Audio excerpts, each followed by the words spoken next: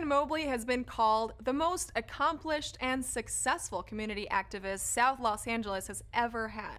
She is credited with helping to establish Martin Luther King Hospital, the first major hospital in the South Los Angeles neighborhood. Council District 14 comes together for a community cleanup. Council President Nuri Martinez honors activist Angel Aviles, and Council Member De Leon holds an impromptu swearing-in. These stories up next on City Beat.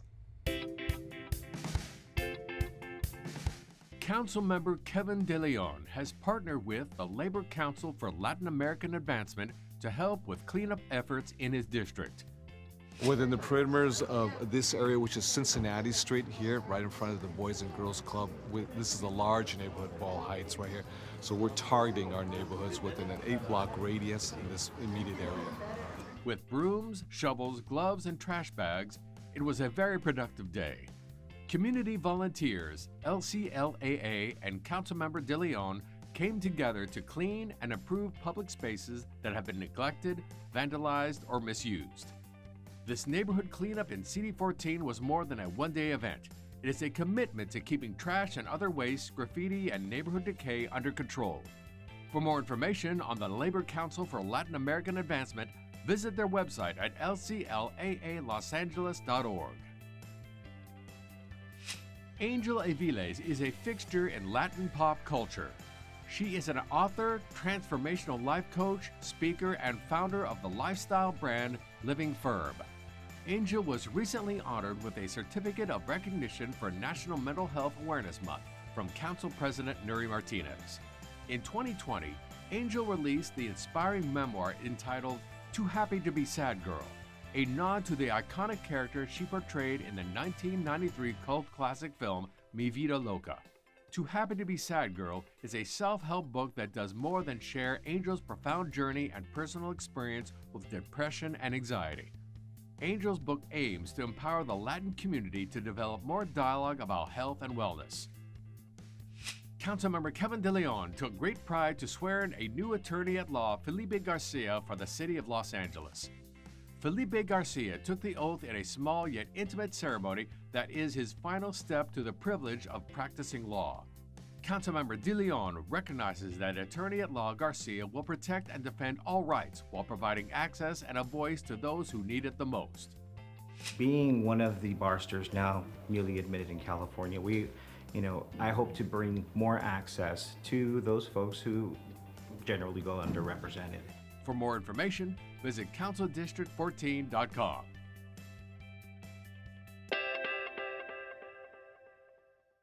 So the mask mandates are easing. The national vaccination rate is up to 36% of the population and rising, and rush hour is returning to our freeway.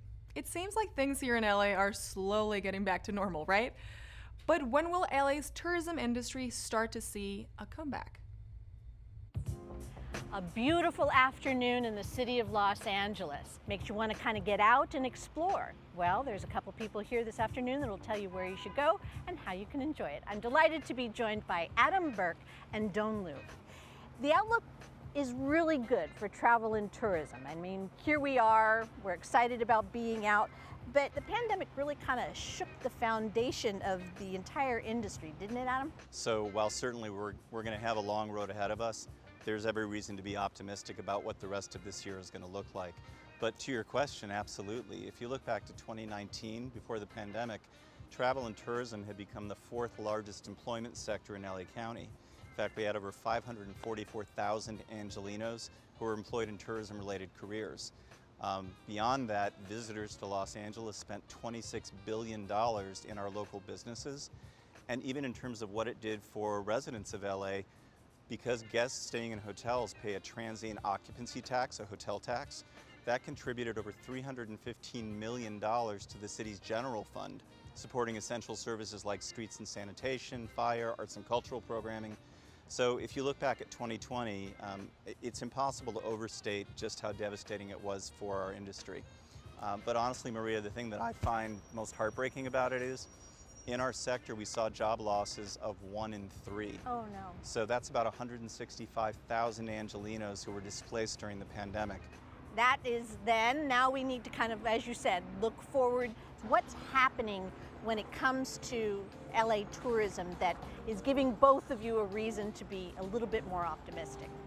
Recently, we've heard that almost 75% of people have travel plans for the summer. And so we know that the LA area is one of the places they want to visit, and we're going to do what we can to make sure that they're welcome here.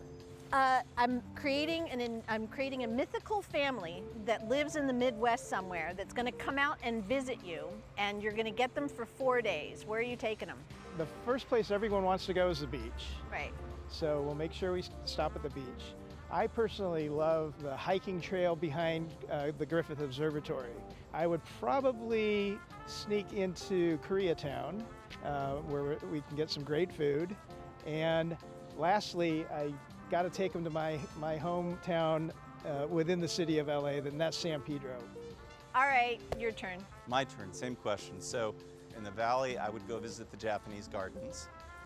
Absolutely gorgeous. I'm a big Harry Potter fan, as are our kids, so I'd probably go to Universal Studios Hollywood.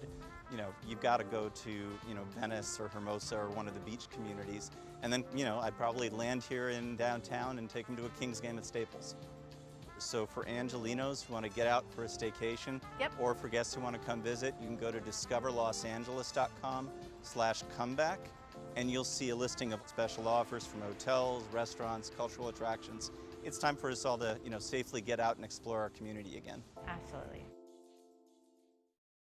Did you know May is Arthritis Awareness Month? Channel 35 spoke with Dr. Daniel Arkfeld from the USC Keck School of Medicine about the different types of arthritis and some tips to avoid it. Pretty informative. Take a look. Arthritis is a complex term with very simple origin. People with joint pains have arthritis. Genetics and environment play a key role. Probably about 40% genetic, 60% environment. For example, your knee pain, if you get knee arthritis, a lot of it's related to your weight. The most common joint in the whole body for arthritis is the base of the thumb here. And the base of the thumb is what makes us human, the opposing thumb. What that leads into is joint pain. And the base of the thumb is the most arthritis that we do see, which really takes from using it for 50, 60 years, starts to wear out. Regular arthritis, you have knobby bones. You may get like the last finger of the finger be involved, called the Heberden node, but they get like bony, hard joints. Rheumatoid arthritis comes from the blood and inflammation, and the inflammation settles in a joint and it'll swell up. Avoiding arthritis is a key issue that we're dealing with at this time. Some of the key components in rheumatoid is not to smoke and to keep your dental health doing well. Gingivitis seems to be a very common trigger of inflammation in the joints as well. The other one for osteoarthritis, a lot of it's related to use. We're sitting upright on the computer all day. Puts a lot of fulcrum point or pain on the base of the neck and the low back. There's a concept of moving. The more you move, the less arthritis you'll have. A lot of people get achy and sore and they stop moving, and that's the worst thing you can do because the blood flow to the joint tends to become sluggish and stiff, and people have more and more pain, more and more discomfort, and they really, lose their function.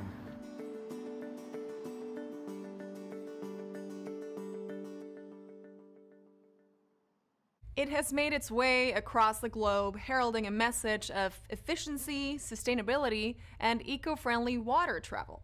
And it has finally reached the shores of Los Angeles. Channel 35 was on hand to check out Energy Observer, one of the world's first fully functional examples of carbon emission-free travel.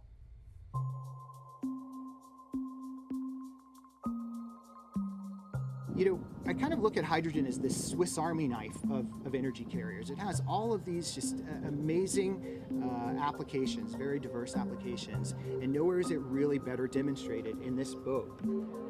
Today, we're partnered with Energy Independence Now and the Energy Observer, which is a vessel that relies upon renewable powers and is actually a floating cogeneration plant that creates its own power, and it's all zero carbon output.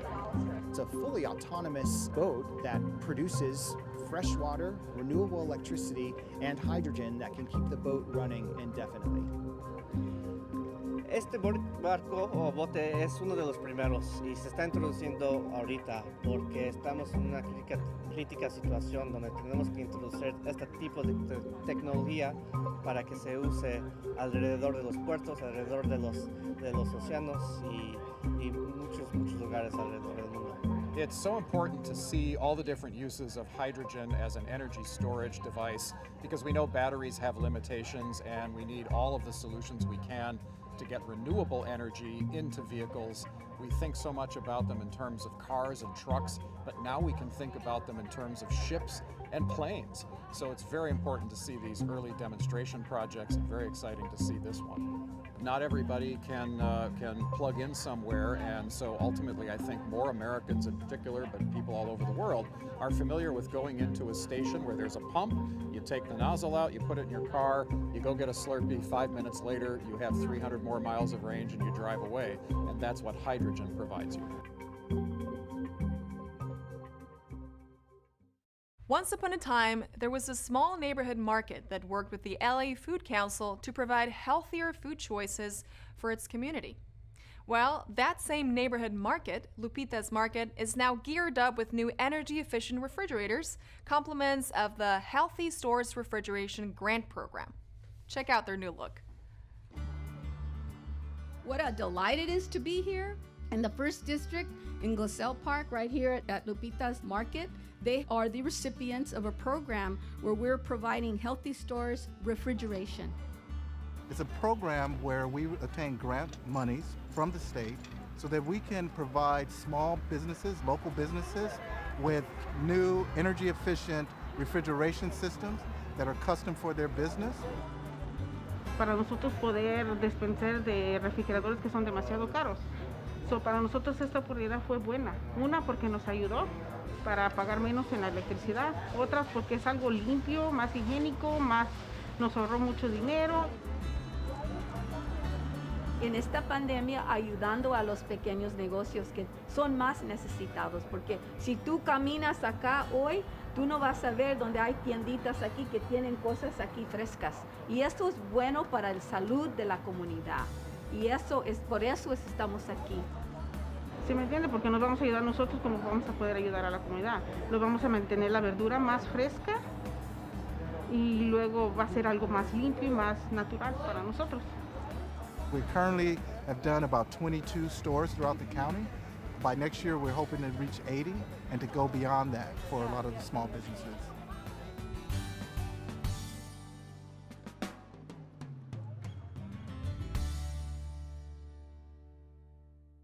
Is there such a thing as wildfire season? Did you know that California was currently experiencing a drought? Do you know what the wildland-urban interface is? Most Angelenos can't answer all three of those questions. Fortunately for our feature this week, Maria Hall-Brown sits down with LA Fire Chief Ralph Terrazas, who gives us all the answers to all those questions and many more. Here locally, our snowpack is down by 40%, and we're into a second year of a severe drought, and so you know what that means for Los Angeles. Here to tell us how we can protect ourselves and make sure that everything goes well this fire season, I'm delighted to be joined by Fire Chief Ralph Terrazas. The threat of fires here in SoCal, how bad is it really? Well, Maria, I wish I had some good news. It's going to be bad. It's been bad the last few years. And it's due to three main reasons primarily. It's the drought, which you just mentioned, it's climate change. And the third reason is people are moving into the wildland-urban interface. Last year in the state of California, over 4 million acres were burned, which was double the previous record. So we're anticipating another busy year. You can't protect people alone. You need actually to have those that are homeowners or just, citizenry itself be aware and prepared. So what are you hoping that homeowners will do prior to this fire season? First of all, they need to clear their brush, 200 feet minimum. That's the first thing we need our people to do. The second thing is to have an escape plan for your family. You never know where the brush fire is coming from, so have 2 ways to evacuate if you had to. Extra garden hoses, attached around the house. Does that help you? Well, if there's nothing else, it is a help. Our hoses are larger diameter and flow a lot more water, but typically when The system is being drained by multiple engines pulling water out of the hydrants. The pressure is very low. I see. But I would encourage people, if you have a hose, to have it ready. Those are rubber, and of course they're going to burn, but sometimes you never know. It might be a tool that you may need. Celebrate Asian Pacific American Heritage Month with the LA Public Library. Learn expressive portraits with artist Siri France, and join in for the Teen Racial Diversity Book Club. All this up next on Things to Do. The Central Branch of the Los Angeles Public Library invites you to celebrate Asian Pacific American Heritage Month. Join other kids aged 5 to 11 for a fun afternoon of reading and cultural awareness, followed by an easy art project. All that's needed to participate is paper, scissors, and whatever you have around the house. Don't miss this free online event. The LA Public Library's Asian Pacific American Heritage Month celebration will happen Thursday, May 27th, beginning at 3 p.m. For more information, go to lapl.org and check out the events section. If your teenager is an aspiring Picasso or Kahlo, well, listen up. Los Angeles-based artist Siri France will be offering a limited-time course called Expressive Portraits. This class invites young artists to explore expression and emotion in portraiture while learning fundamental drawing techniques. Designed for teens aged 13 to 17, this live Zoom class will help students learn how to create expressive portraiture that evokes story and emotion. Expressive Portraits with Siri France happens Thursdays from 4 to 5:30 p.m., beginning May 27th. For more information on how to enroll, look for the listing on eventbrite.com. The Cahuenga Branch Library invites her teens to the Teen Racial Diversity Book Club. Join in via Zoom to discuss popular teen literary works that celebrate diversity and deepen our understanding of equity, inclusion, and justice. The book club, run by teens, was created to help other teens discover books written by people of color. Teens ages 13 to 17 are welcome. Be sure to check out the Teen Racial Diversity Book Club, happening Friday, May 28th, beginning at 4 p.m. For more information on how to participate, email mmarone@lapl.org for the Zoom invite. And that's a look at some virtual things to do.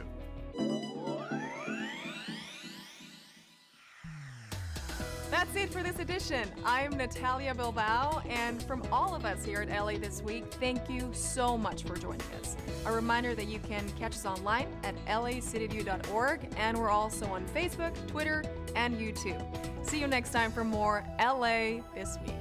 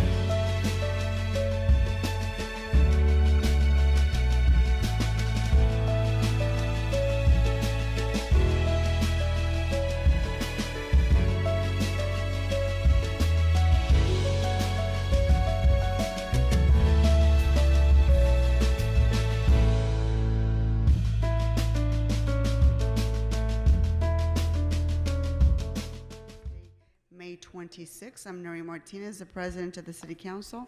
Madam Clerk, please call the roll. Blumenfield.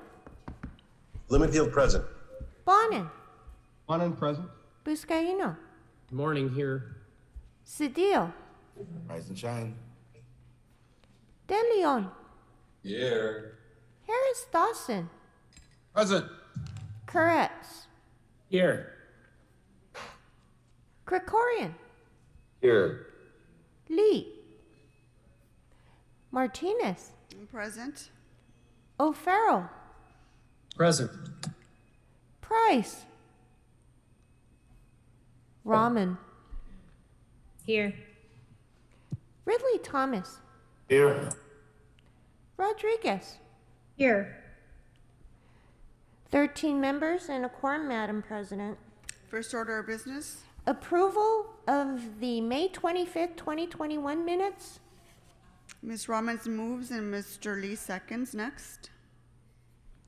Commendatory resolutions for approval. Mr. Krikorian moves and Mr. O'Farrell seconds. Next.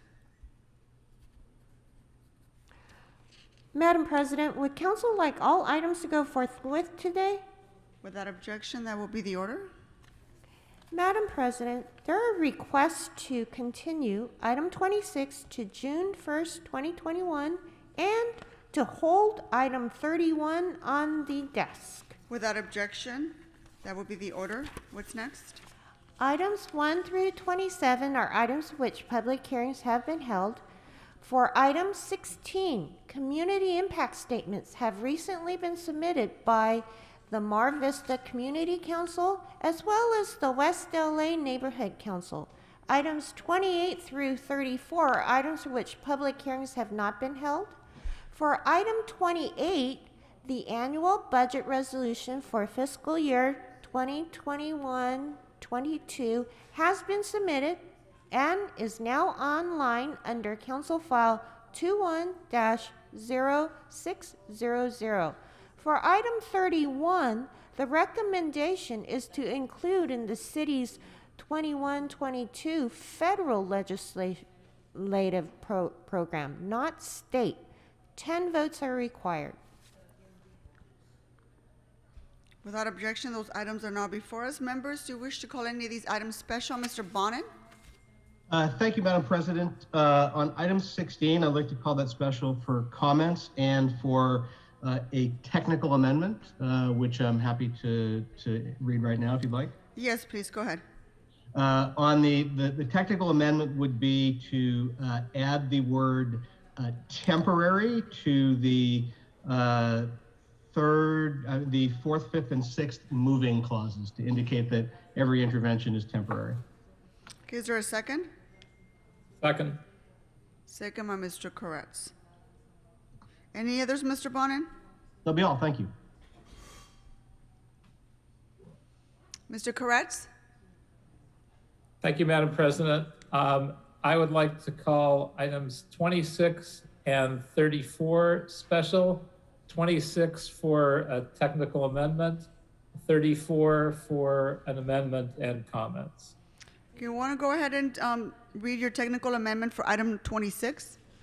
Yes, the amending motion is authorize the general manager, Department of Animal Services, to execute an agreement between DAS and Value Vet, Inc., DBA Shelter Veterinary, to operate the West Los Angeles Animal Service Center's spay-neuter clinic. Thank you, Mr. Kretz. The technical amendment will be noted. However, 26 was continued to June 1st already, sir. So I don't know if this is an appropriate time to add that technical amendment now. It is appropriate, sir. And move that item to we'll make sure that that is noted, sir, for the June 1st meeting, sir. Right, and that's to correct an error. I think it was originally listed as the West Valley Animal Service Center. Yes, and Mr. Kretz, there needs to be a second to your technical amendment, sir. I'll second it. It's been seconded by Mr. Bonin. So Thank that'll you. be prepared, Madam Clerk, for June 1st, when this item is going to be heard and voted on. Yes, Madam President. Mr. Koretz, do you want to read your amendment on item number 34? Yes, a somewhat lengthy one. I therefore move that the City Council request that the mayor to, one, revise the existing supplemental paid sick leave emergency order to permit use of supplemental paid sick leave to obtain a COVID-19 vaccine and to recover from any vaccine-related side effects, and two, draft an emergency order to provide paid leave to receive the COVID-19 vaccine and include the following provisions. One, all employers, regardless of size, shall provide employees up to 4 hours of paid time off to obtain each injection and up to 8 hours for recovery from vaccination-related side effects. Number two, if an employer already provides paid time off to obtain the vaccine and to recover from any vaccine-related side effects pursuant to Labor Code 248.2 or the mayor's supplemental paid sick leave emergency order, then the employer may count those paid leave hours towards the total number of hours the employer is required to provide employees under the order. Number three, a full-time employee who has exhausted all available leave under Labor Code Section 248.2 or the mayor's supplemental paid sick leave emergency order due to prior COVID-19 related impacts is entitled to up to 4 hours of additional paid leave per injection and up to 8 hours of additional paid leave for recovery from vaccination-related side effects. Part-time employees should be compensated at a prorated rate based on the number of hours worked in the previous 2 weeks. And number four, an employer may ask an employee to provide written verification of receipt of the COVID-19 vaccine in order to receive COVID-19 vaccine leave. Okay, Mr. Koretz, I'm verifying that I've seconded this amendment. So that's been submitted, it's being circulated, sir. Thank you. Do you have any other specials, Mr. Koretz? No, that's it. Thank you, Madam President. Thank you. Mr. Buscaino? Yes, Madam President, thank you. I'll ask that we continue item number 32 for 1 week, please. Okay, there's been a request by Mr. Buscaino, Madam Clerk, to continue item 32 for a week. And that would be June 2nd, 2021. Thank you.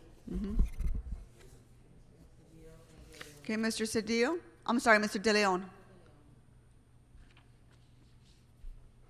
Thank you very much, Madam President.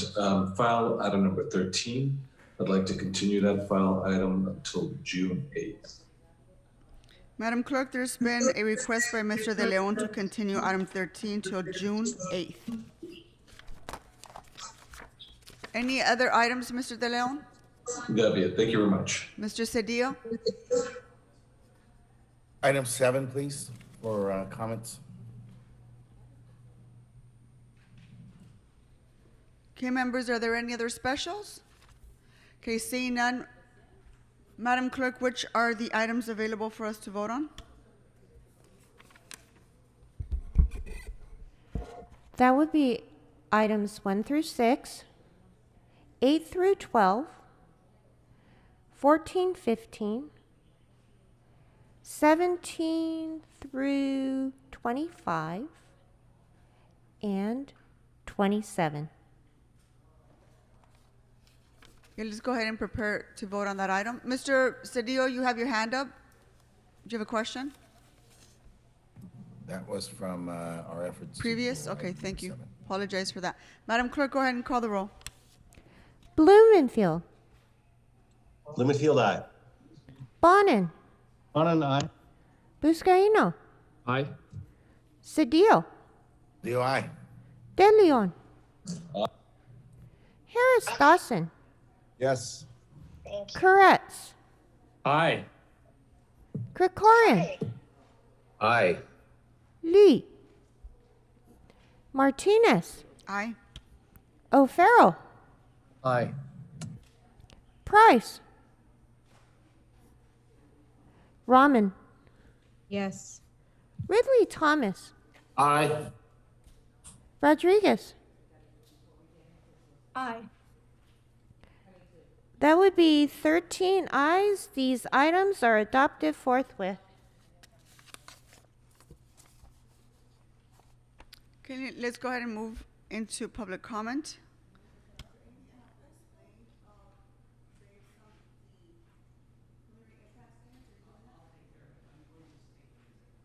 Go ahead, Madam Clerk. As indicated on the agenda, members of the public wishing to offer public comment should call area code 669-254-5252 and use meeting ID number 160-535-8466 and press the pound key. Press pound again when prompted for participant ID. Once admitted into the meeting, press star 9 to request to speak. Finally, when you hear the last 4 digits of your phone number being called out, press star 6. Again, call 669-254-5252. Use meeting ID number 160-535-8466, then press pound. Press pound again when prompted for participant ID. Once admitted into the meeting, press star 9 to request to speak. Finally, when you hear the last 4 digits of your phone number being called out, press star 6. To members of the public calling in, when it's your turn to speak, please state which of the agenda items you'd like to speak on. You have 1 minute per item to speak, up to 3 minutes total, and if you wish, 1 minute for general public comment.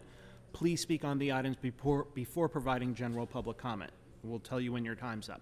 When speaking on the agenda items, you must be on topic. Our goal is to get through as many speakers as we can. If you're not on topic, or if we can't tell whether you're on topic, you'll get one brief warning from me or the president. If you don't immediately get clearly on topic or again stray off topic, you'll forfeit the rest of your time and we'll move on to the next speaker. In order to accommodate additional speaking time on item 16, we'll take 50 minutes total of public comment. So the items that are open for public comment are items 16 and 28 to 31 and 33 through 34. So that's 16 and then 28 through 34, except 32, which has been continued. And finally, for members of the public calling in to speak, we understand, when you hear the last 4 digits of your phone number or other identifying information, if you're calling in with a block number, it's your turn to speak. Please press star 6 right away to unmute yourself. We understand you may be listening on channel 35 or another device. Keep one ear to the phone, though. There's a time delay between the live meeting and the broadcast, and if you're only listening to the broadcast, you may not press star 6 quickly enough, and we may think you're no longer on the line, and we'll move on to the next speaker. Also, if you're listening on channel 35 or another device, when it's your turn to speak, please turn down the volume on those devices right away and only listen to the phone. If you keep listening to the broadcast because of the time delay and feedback, it will cause a lot of confusion. And with that, we are ready to begin public comment. Okay, members, before we begin public comment, I'd like to add a friendly amendment to item 16. If I can go ahead and read that into the record, and I would ask that Mr. Bonin accept it as a friendly amendment. It's to instruct the Recreation and Parks Department, including the Commission, to report on the impact of the city park systems and the surrounding communities to use of parks in poor park areas if park locations are identified for homelessness use. That's perfectly friendly. Thank you. Thank you, Mr. Bonin. Just go ahead and begin public comment. Caller ending in. Caller ending.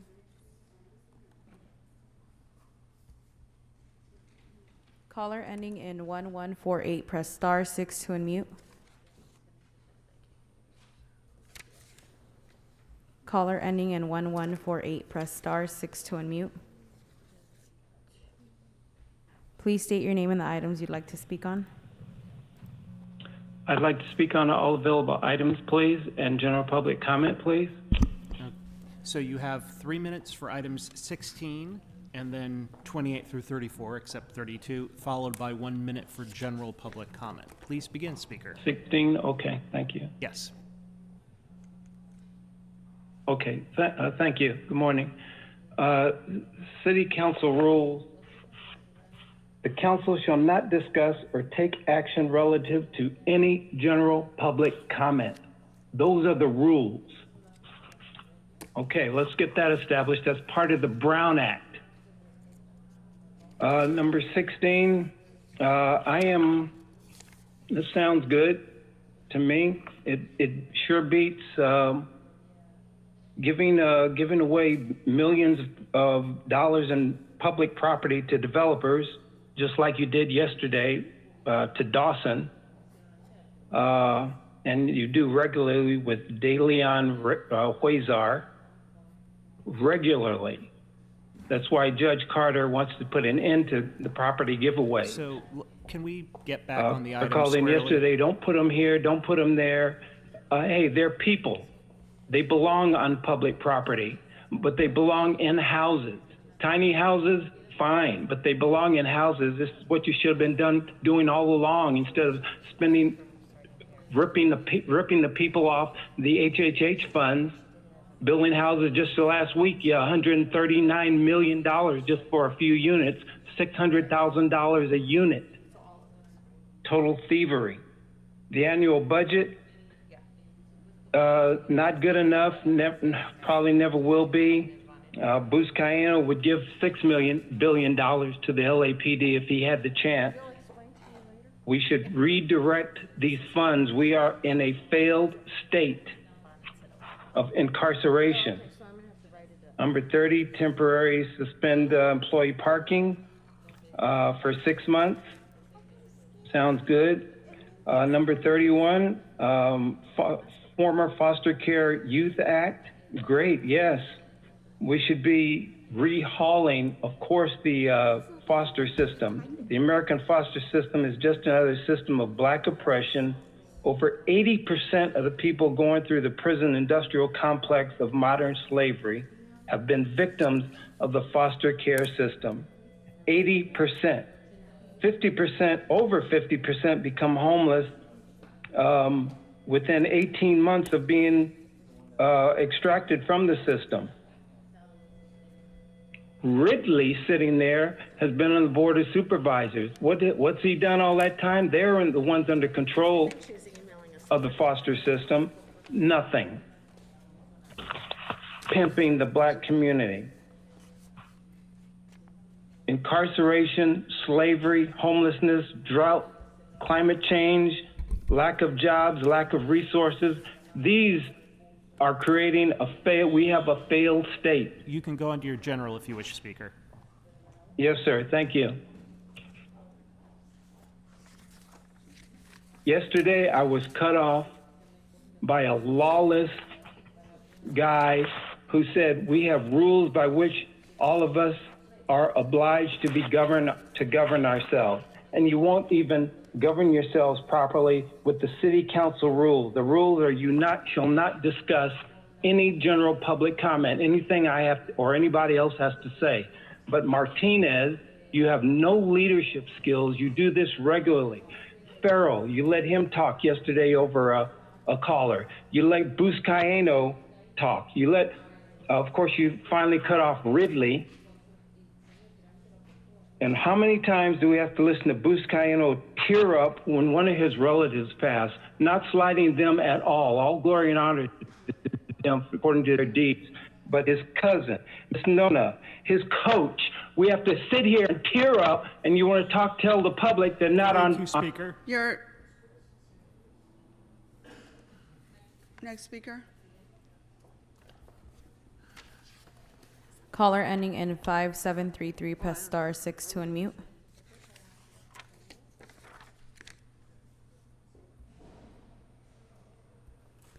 Caller ending in 5733, press star 6 to unmute. Hi, I'm here. Star 5733 is here. Please state your name and the items you'd like to speak on. Krishna Sangavelu, general comments, please. Go ahead, you have 1 minute. Okay, so thanks so much, council members. Listen, we're asking you to vote no on a very veiled motion looking to move the homeless to public parks and beaches. We want to remind you that your #1 job is public safety, and this motion will put our community's safety at stake. You have received thousands of emails and calls and neighborhood council advisories telling you to vote no on this motion. We would like to know what Councilman Bonin means by temporary. We have had zero communication from him on the details of this plan. We should not have to put up with a councilman that will not talk to his constituents about details. Also, I'd like to welcome Councilman Bonin to the recall process, which launches today. So, Councilman Bonin, we have zero confidence in you, and we'd like to alert City Council it would be a big mistake to support and vote yes on this motion. Please vote no for the sake of public. Thank you. Caller ending in 5777, press star 6 to unmute. Please state Hello. your name and the items you'd like to speak on. I would like to speak on item number 16. Please go ahead. You have a minute. My name is Lisa Chapman of the Westwood Neighborhood Council, and we would like you to vote no on 16 as well. This is just not a good motion all the way around. Putting these on beach properties and parks anywhere is against everything that we stand for in all of these surrounding communities. There's no place for fire prevention to set up in the hillside communities when it's needed.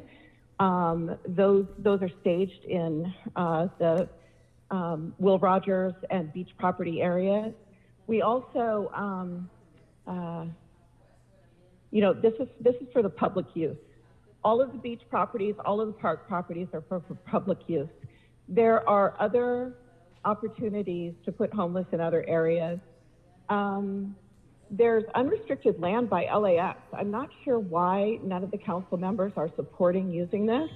I understand there are long-term range plans for this area, but why not temporarily put the homeless there? Thank you, Speaker. Thank you, Speaker. Next speaker. Oh, thank you.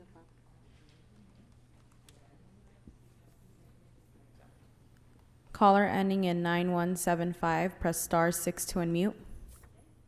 Please state your name and what item you'd like to speak on. Greetings, my name is Paula Jerez. I'm excuse me.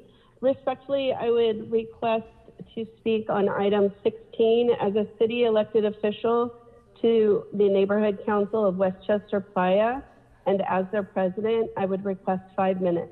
So you're the designated representative to speak for the Neighborhood Council on the community impact statement on this? She's the Neighborhood Council President, Streff. So Please yes. go ahead, then. We'll put 5 minutes on the clock. Please Thank begin. you kindly. Go ahead. Good morning, Council, President Martinez, and Council members, and thank you for the opportunity to speak. My name is Paula Jerez, and I am the president of the Neighborhood Council of Westchester Playa, whose footprint includes many of the areas discussed in the motion before you. I am here today to express the outrage and concern of thousands of local residents who have been negatively impacted by the failed policies related to homelessness in CD 11. But I am also here to express the community's disgust with the way the needs of the unhoused are being ignored in our community.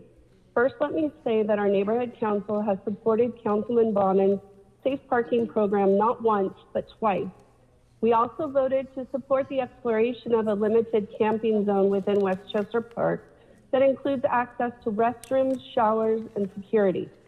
Today, however, you are being asked to vote on a broad and far-reaching motion that hopes to create so-called safe camping areas throughout our parks and beaches, on airport land, and even in the areas that are privately owned. While just a study at this point, it is clear that Councilman Bonin intends to allow encampments on as many spaces as possible. He says public land is all that he controls, and he is ready to offer that up to the unhoused without guaranteeing security, resources, sanitation, or other many critical elements of actually getting people off the street. Simply providing land on which the unhoused can camp does nothing to address the root cause of homelessness. Our community has been appalled by the way the Councilman Bonin has handled the homeless crisis in other parts of his district, most notably Venice. Looking at how he's chosen to confront the homeless issue there, we have zero confidence that his plan, or lack thereof, in Westchester will fare any better.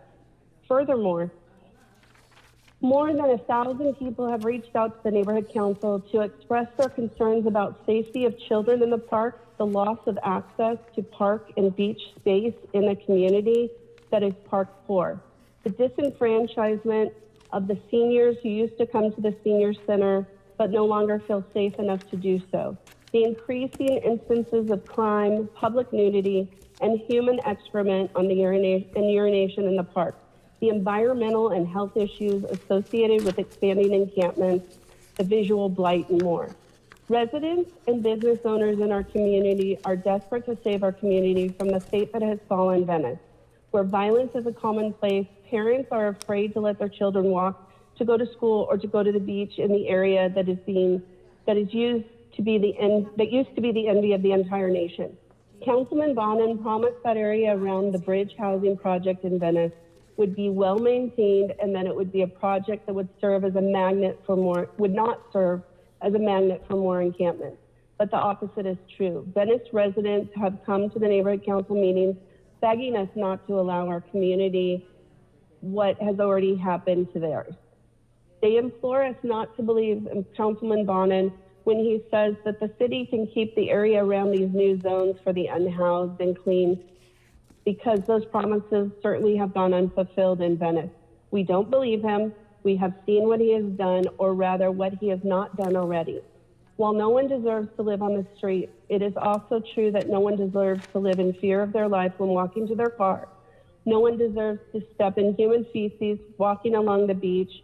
No one deserves to have very few recreational areas in our community destroyed by people who simply don't care. No one deserves fires in the wetlands. No one deserves to live in a city where this clear and obvious crimes do not have repercussions.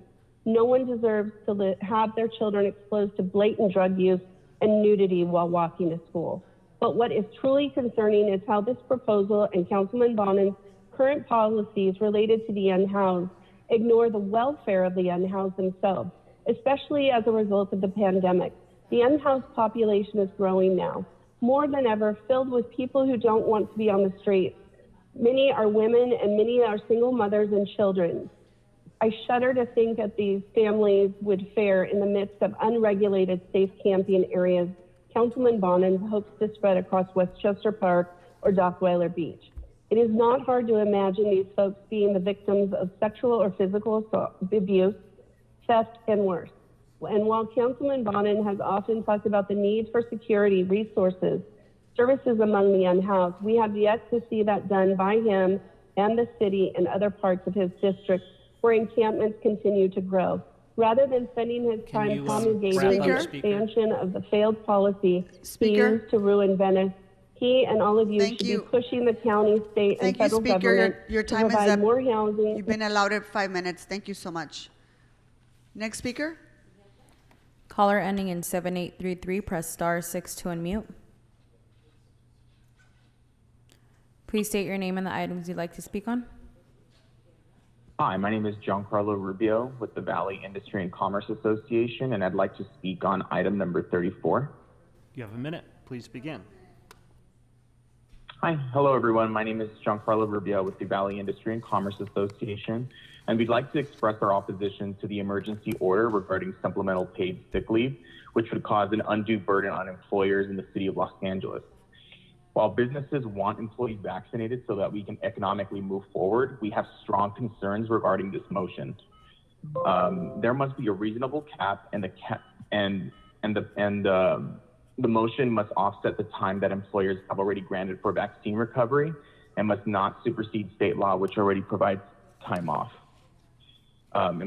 Employees have been granted paid sick leave for COVID-19, and adding a supplemental amount further financially burdens the business community by making employers liable for additional costs.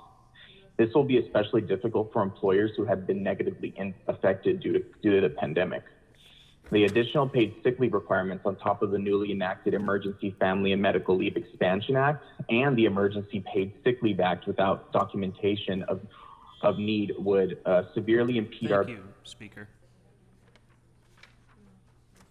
Caller ending in 8470, press star 6 to unmute.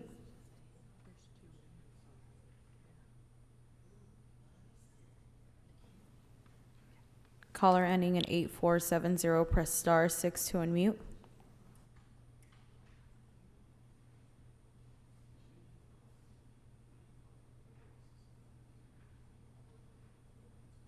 Caller ending in 6523, press star 6 to unmute. Please state your name and the items you'd like to speak on. Hi, my name is Zarina. I'd like to speak on general public comment. You have a minute. Please begin. Thank you. Speaking for myself. Mr. Farrell, this is more or less directed to you.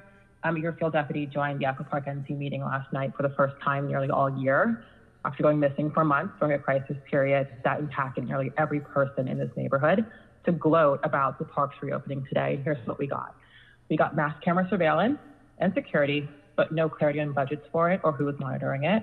We got lies about ordinances and enforcement. We got runarounds about how many people you've actually housed in permanent housing, and scapegoating other city departments for failed handling. The park reopening is not the end of this, because right now, a slew of public records requests from your office, from the Parks Department, the LAPD, and from the city are being produced. And what we have is your colleagues in the city proving that 3 months out, your office is continuing to push a lie that puts their reputations at risk. It's not doing them any favors when it comes to, I think, your relationship, and is also, I guess, insinuating they're perjuring themselves. So there is more to come here. Lastly, Councilman Bonin, keep your head up. You are doing a great job. Thank you, Speaker. Next speaker. Hold on for just a second, Mr. O'Farrell. Yeah, in relation to the previous caller, Madam President and colleagues, my exceptional deputy, Juan Fragoso in Echo Park, has never gone missing for any of the constituents that I'm so honored to represent. So I really outright reject that characterization that he went missing. He communicates expertly with all of the constituents that he is the liaison for in Echo Park, and is doing an exceptional job speaking the truth and telling the actual true narrative, not the narrative that is being promulgated by people like the previous caller, spreading disinformation widely and knowingly, and not taking any responsibility for doing as such. So I just have to stand up for my team. They're doing an amazing job in relation to Echo Park Lake and everywhere else. Thank you, Madam President. Thank you, sir. Next speaker. Caller ending in 0028, press star 6 to unmute.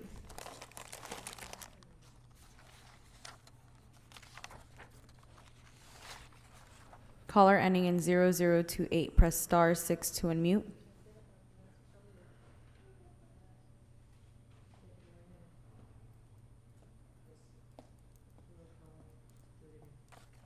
Caller ending in 0028, press star 6 to unmute.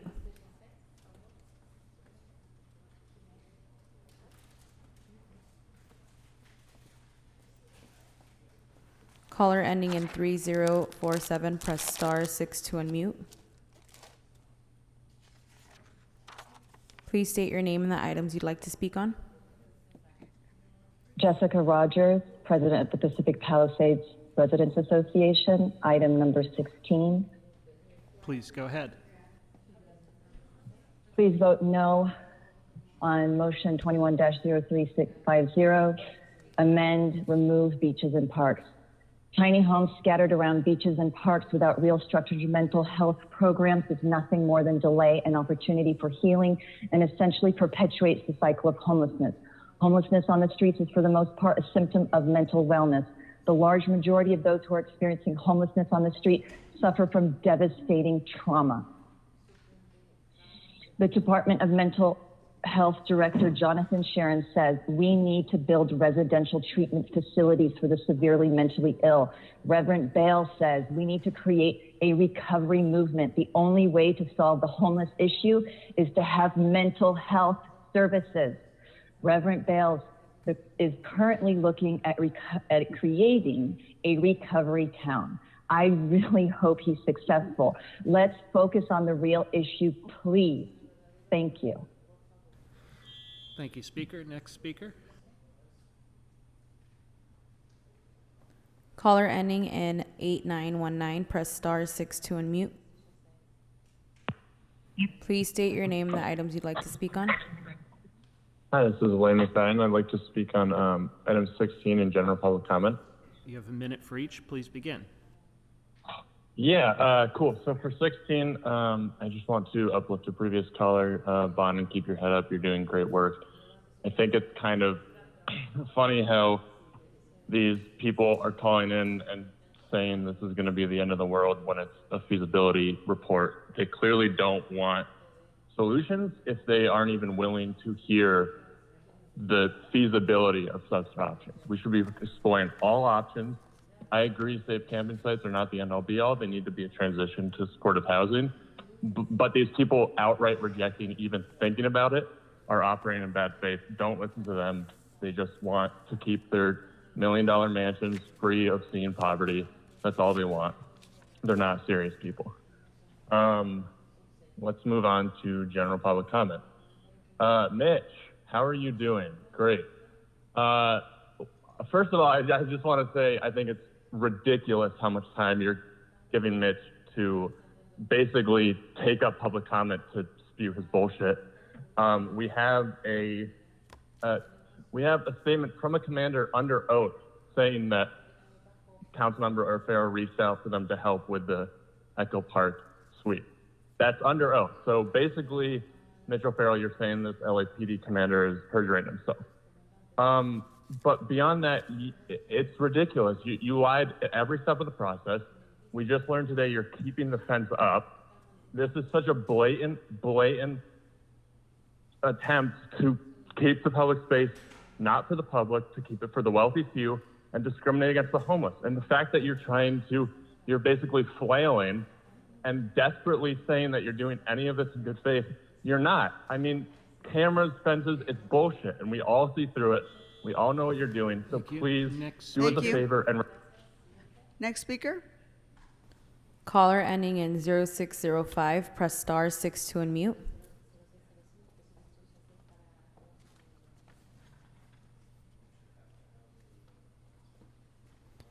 Please state your name and the item you'd like to speak on.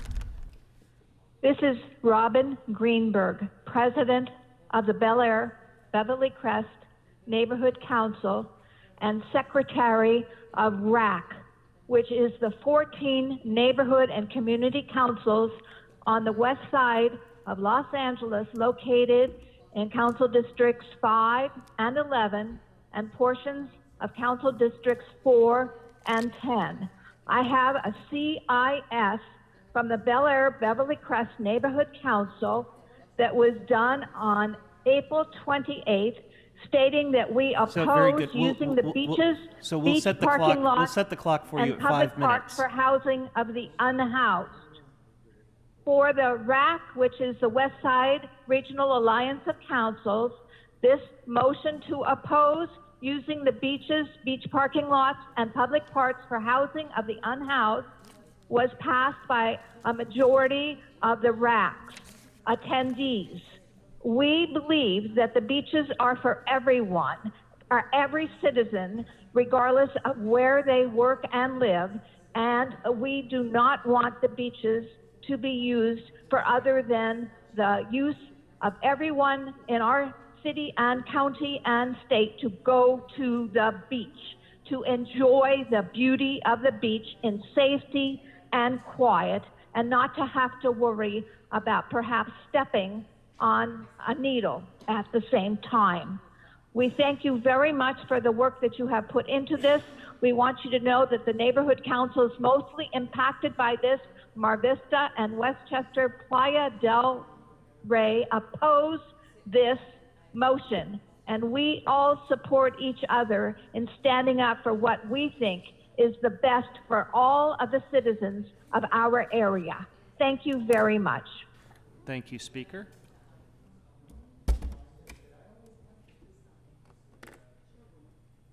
Caller ending in 9246, press star 6 to unmute.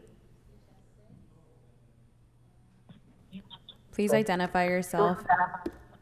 Hi, I am Stacy Scher, First Vice Chair and Plum Chair of the Mar Vista Community Council. We have a CIS on file. I am requesting my allotted time of 5 minutes. Sure. Go ahead. You have 5 minutes. Go right ahead. Thank you. Thank you, council members, for your time and consideration today. I am speaking in opposition to number 16. I've identified who I am. I'm with the Mar Vista Community Council, and we have a community impact statement on file. Mar Vista and its community members are asking that the city create lasting and long-term permanent solutions to our current homeless crisis. Utilizing support from the federal government, the state, county, and city, We need to follow models that have been effective in dealing with homelessness. And to date, the only program that has been successful is Housing First, as utilized successfully in Utah, other states, and our own Los Angeles Downtown Women's Center. Our unhoused need housing, permanent housing, and services that are supportive of their needs. The unhoused do not need to be moved around like Legos on a playboard. And that's what is being suggested in this motion. Our unhoused citizens deserve dignity and decency, and that is not created or furthered by pitting our communities against those that are unhoused, which this motion has done, and the language used by some council members have done. We need to unify this city to find solutions, and Mar Vista has shown that the community wants solutions that provide compassion, dignity, and decency. Putting people into a park or a public beach parking lot does not do that. The unhoused need to be inside, not in parking lots and parks. Mar Vista has very little open space, namely the Mar Vista Park that has been identified in this motion. Further, Mar Vista Neighborhood Council includes within its footprint a portion of Palms, which is the densest area of West LA that has no open space whatsoever. And this park is also under contract to be utilized by a school across the street for physical education facilities. Our children have just gone through a year of lockdown and homeschooling. The need has never been greater for public amenities like our park and the use of the open space at the beaches, which is not a neighborhood amenity, but rather an open space for the entire city, used by everyone in the city, regardless of where they live, including the most impoverished communities that lack any open space, and are guaranteed to be available with open access pursuant to state law. The use of the parking lots in the beach communities disenfranchises every resident of the city who has the right to use the beaches and may violate the currently existing lease between the city and county and open access laws. We ask that the City Council use their time and resources to find permanent solutions for the crisis we are facing, not temporary solutions as proposed here that simply kick the can down the road and does nothing to provide permanent housing for those who need it. All our communities support permanent housing and long-term solutions. So please stop wasting time, money, and resources, and let's get to work doing what we should have done years ago. Create housing first, stop creating Band-Aids, call in all available resources, including federal assistance in creating the housing as well as funding for it. And finally, stop pitting our communities against each other and against the unhoused. For instance, Pacific Palisades started their own task force to provide services and housing out of their own pockets, very successfully, without city assistance whatsoever. They are an example of the goodwill in this city, and Mar Vista is as well unified in wanting housing for our neighbors on the streets. Every community wants to see an end to this crisis. Do not diminish what the goodwill in this city can do, and stop working against us, and please work with us, the community, to create permanent solutions. I know we can do it. Thank you again for your time. I appreciate it. Thank you Thank very you. much. Next speaker. Caller ending in 7719, press star 6 to unmute. Please state your name and the items you'd like to speak on. Yes, it's Eric Previn, and I'd like to speak on the available items and the general public comment.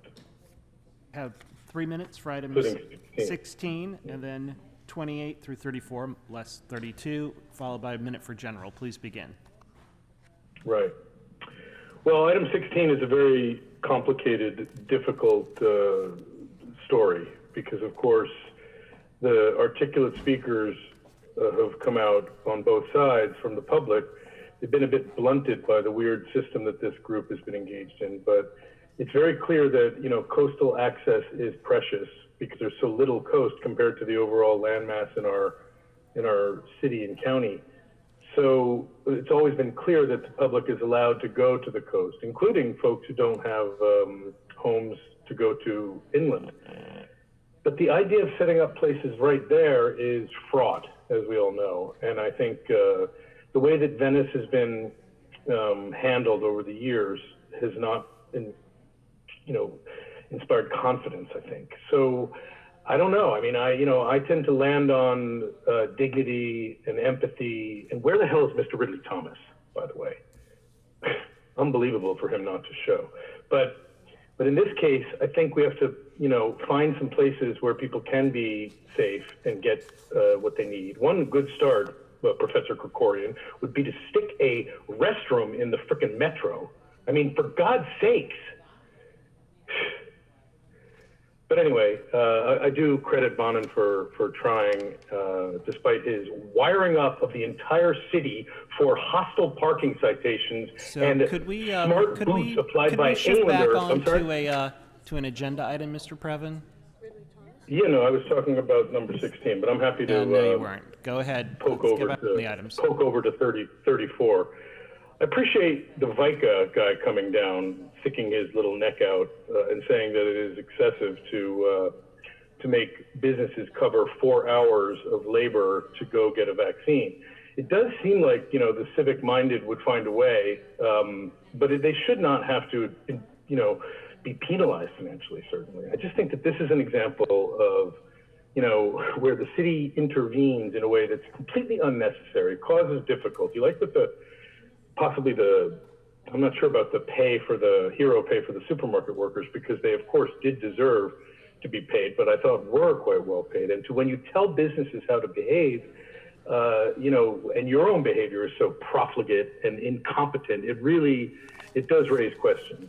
But everybody should get the vaccine. Don't be confused by this nonsense. Everybody should get the vaccine if they can, if they're safe to do so. And, in concluding, I'm going to go to my general public comment because I know we're getting there. Okay, good. I don't like that Mitch O'Farrell's taking almost $700,000 out of the Prop K for the Children Fund and fixing up Frank Lloyd Wright's Aline Barnstall estate. There's millions and millions of private money that could help restore some of these things. But to take the money that's earmarked for children, because it's competitive, there's nothing improper about it, except for that it's not really for children. It's a recreation activity if you happen to be a artsy urbanite who likes to study architecture. And the kids should go there too, so let's not be too harsh. But get that money out of there. And why are there so many vacancies in Department of Cultural Affairs? Because he's been padding that group for who knows how long. And the problem is they make deals with fancy consultants. I was noticing, I thought I saw that the management analysts who work with that group make $200,000 a year. Wow, that is astonishing. The council president has to adjust herself appropriately, appoint the vacant assistant temporary position, and it's obvious who should be appointed, but it should be done quickly. Thank you. Next speaker. Caller ending in 0950, press star 6 to unmute. Please state your name and the item you'd like to speak on. Yes, good morning. My name is Lisa Redmond. I'd like to speak on item 16 and general public comment. You have a minute for each. Please begin. Thank you. My name is Lisa Redmond. I live in Venice, and I would like to speak to motion 16, specifically to the motion. I'm going to respect that you are all professionals, and we need to look at the words on the page. We all know that this is a homeless crisis in the whole city, although CD11, specifically Venice, seems to only think it's here. But as council members, you know that you are looking for housing alternatives everywhere in your districts. The constant search for usable, publicly owned land is extreme. And in CD11, unfortunately, a lot of usable parking space or usable land is in parking spaces. They're underutilized properties other than maybe 3 months of the year. But that's going to maybe create a hardship for some, but not for all. As we all know, this is a homelessness crisis, and we all have to suffer some consequences. And maybe fewer people get beach parking, and I'm really sorry about that, but we have to start somewhere. And if we can't take some kind of consequences or in comfort for all of us, then there's no responsibility to getting this fixed. And I refute an earlier caller that said Mr. Bonin's not looking at the root cause of homelessness. And if we all address that before we find housing, then we're going to have hundreds of thousands more people on the street. We need to do it both, at the same time. This is, as you said, it's everyone's problem. It's a societal problem. 5 people a day are dying on the street. We can't have that anymore. Last year it was 4 a day. The year before that it was 3 a day. Next year it's going to be 6, 7 people. That's not acceptable for anyone, and that's someone's child, someone's mother, someone's cousin. We need to get this fixed. So please, it's just a feasibility study. We're not looking at... Thank you, Speaker. Caller ending in 1141, press star 6 to unmute. Please state your name and the items you'd like to speak on. Hi, my name is Michelle Bisnoff. I'm chair of the Brentwood Community Council. I'm speaking on item 16 and public comment. Are you here with a community impact statement? Speaker? No. We've already filed a statement. So you have I believe you said that in general, so you have a minute for each. Please begin. Great. The Brentwood Community Council opposes agenda item 16, motion 210350, unless amended to remove parks and beaches. We note that we did not oppose other locations in this motion, as they are not deed or grant restricted properties meant only for public recreation. 70% of the homeless in CD11 have substance abuse, domestic violence issues, or both. And instead of focusing on those services in group housing, the council is seeking to essentially put them on our beaches, while at the same time undercutting law enforcement's ability to fight an explosion in the methamphetamine and fentanyl feeding these encampments, making drug overdose the #1 cause of death among homeless persons for 3 years in a row. I wish to simply acknowledge the statements that have already been made by those who have opposed this motion, and rather than retreading that, I'd like to go to public comment and mention that this council has failed to hold the chief administrative officer accountable for the non-public list of 800,000 square feet of surplus property, wherein he has only released a handful of sites in 2 years. Yet you are using public parks and beaches, whether it's a feasibility study or even a thought in your mind, while you have failed to require the CIO to conduct a public audit of those properties versus making decisions on his own with a few staff members as to where we are going to build much needed affordable housing. We have billions in new mass transit adjacent to areas in the city's industrial planning element, yet this council refuses to review industrial zoning, which hasn't been touched since 2010. You could have your transit-oriented communities, build new schools and new communities, and a vote for this motion is simply a vote to wallow in the failure of finding real solutions. The feasibility study will lead nowhere. I think that you need to take a second and consider what the public record requests of state communications and emails on this has already stated with regard to beaches. Don't move forward with the motion and try to seek other solutions. Thank you, Speaker. Thank you. Caller ending in 0893, press star 6 to unmute.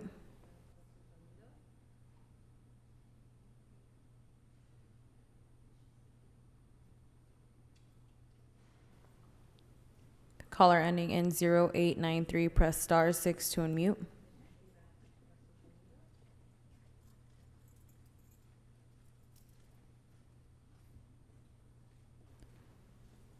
Caller ending in 7186, press star 6 to unmute. Please state your name and the items you'd like to speak on. Yes, I'm going to speak on item 16 in general public comment. You have a minute for each. Please begin. So beaches and parks don't belong to anyone, especially just because you own a home doesn't mean you have rights to public land. I'm imagining if all of these neighborhood council members put the effort in to call in and cry about Bonin trying to actually do something to help the homeless, if they put that action towards asking the council president to use FEMA money, to use the $10 billion that we have just lying around that could be reimbursed, to actually put people in homes. It has been 118 days since Joe Biden said we can use FEMA money to be reimbursed, and we only have 98 days left to use that. Why haven't we done that? Why do y'all hate poor people so much? The solution to everyone's problem, to the NIMBYs, to the activists, to the homeless, put them in homes. We have the money, we have the resources. Y'all are dragging your feet because if you go, oh, the homeless solution's fixed, all your constituents are gonna see that the problems in their districts are caused by you. I'm moving on to my general public comment. You all get so angry when constituents call you out, but can you use an ounce of that anger to be mad at LAPD for killing brown and black people? Where's your anger where the 4 unhoused people are dying a day? You cry about rules, but you violate the Brown Act daily, and we haven't had a third council meeting for over a year. Mitch, you said you had to set the record straight and keep interrupting people about how you sicked LAPD on Echo Park Lake. And you said that was a lie? So LAPD Commissioner Donald Graham on April 26, Section 6 said Mitch O'Farrell requested support from Rec and Parks, Homeless Outreach, and LAPD for Echo Park Lake. Are you going to go on record and say that he perjured himself? Are you going to go on record and say that he is lying? No, you're a freaking sociopath. People who got displaced are dying from Echo Park Lake, and that is on you. If you guys want LAPD to have money so badly, why don't Krikorian, Blumenfield, Rodriguez, and Price give back the money from LAPPL contributions? LAPD are abusers, and instead of kicking them out of our house and telling them to leave, you are giving them rent money. You are giving them the weapons. Thank you. Next speaker. Caller ending in 9334, press star 6 to unmute.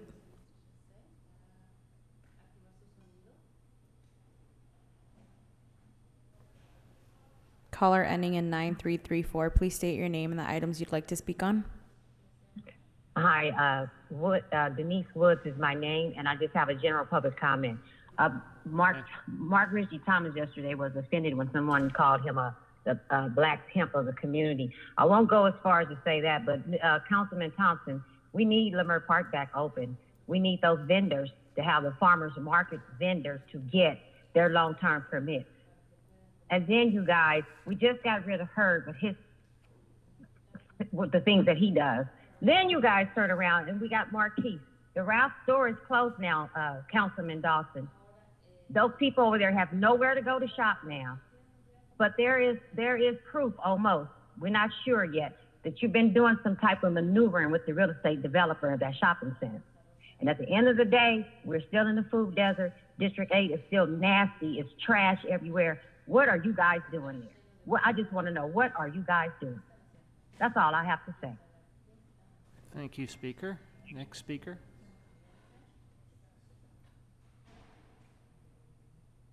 Caller ending in 1143, press star 6 to unmute. Madam President. Mr. Riley Thomas, sir?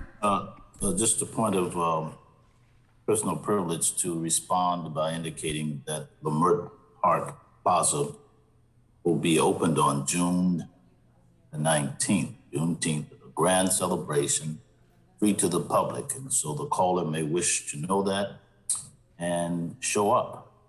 Have a good time with the rest of the residents who will be enjoying the splendor of Leimert Park. Thank you, Madam. Thank you, Mr. Riley Thomas. Let's go ahead and continue. Next speaker. Caller ending in 1143, press star 6 to unmute.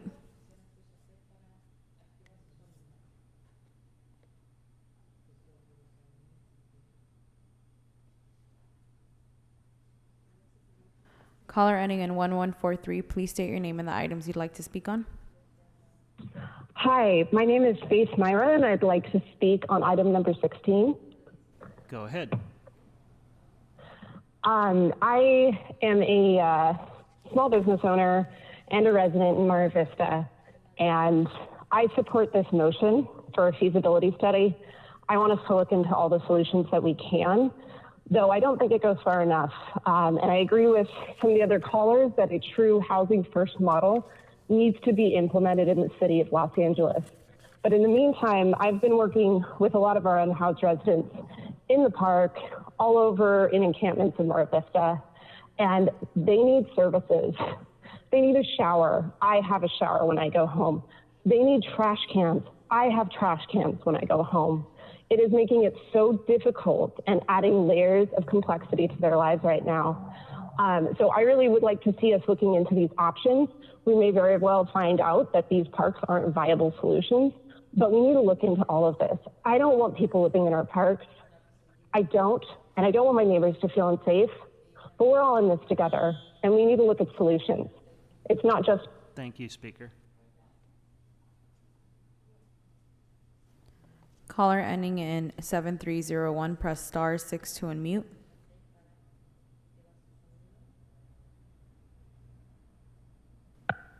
Please state your name and the items you'd like to speak on. Hi, my name is Elizabeth Sharma, and I'd like to speak on item 16. I just want to echo Faith Myra, the previous caller's remarks. I'm a resident of Mar Vista. I live here with my spouse and 3 children, and we visit the park regularly. We are trying to support our unhoused neighbors at the rec center. They are in desperate need of basic municipal services, trash pickup, toilets, a hygiene station, anything that can stabilize them. We all agree that permanent supportive housing is the only solution, and we should be trying in concert with this to push for permanent housing, placing people in all the vacant units that already exist in our neighborhood. But if we don't stabilize people on the ground, we will not get there. So I wholeheartedly support this motion. Thank you, Speaker. Caller ending in 8200, press star 6 to unmute.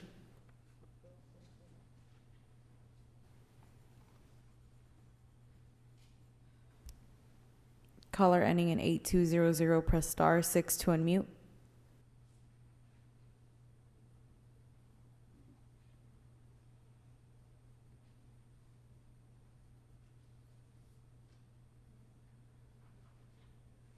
Caller ending in 1225, press star 6 to unmute. Please state your name and the items you'd like to speak on. Hello, this is Lucy Hahn. And Speaker, can you turn down the volume on your other device? I'm We're talking getting about public comment, item 16.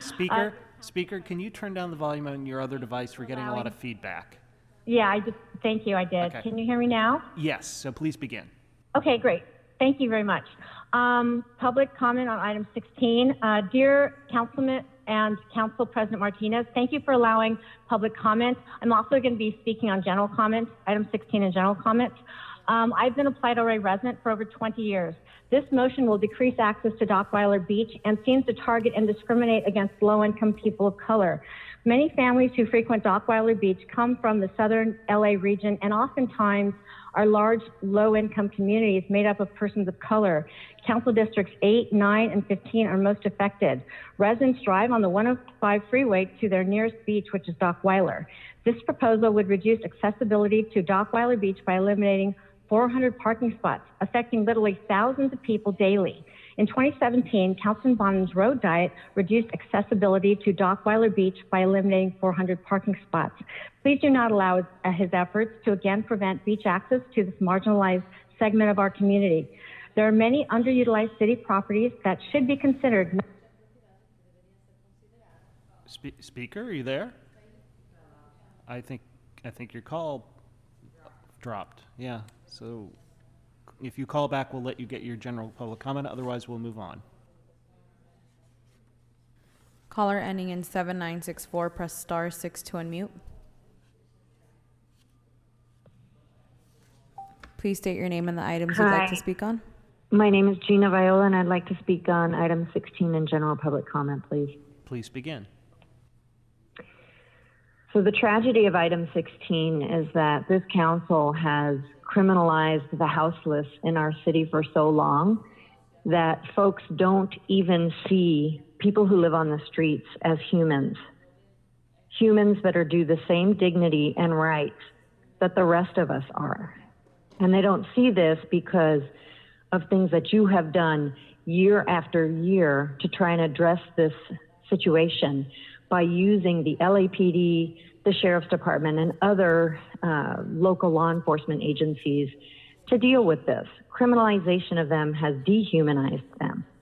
And then what do you do as council people? You vilify the folks that are actually out on the streets trying to help these people. You vilify Street Watch, a mutual aid organization which has actually kept folks safe during the pandemic, despite your best efforts to keep them from doing so.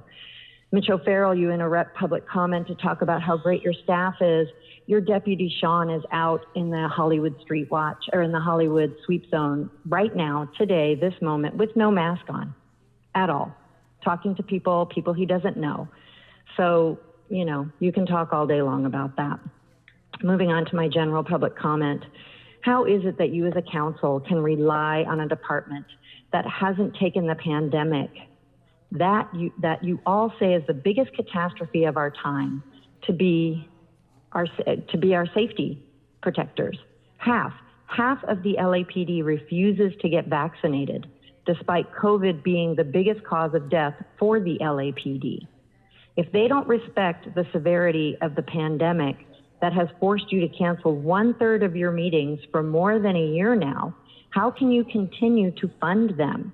How can you continue to give them the lion's share of a budget to be our safety?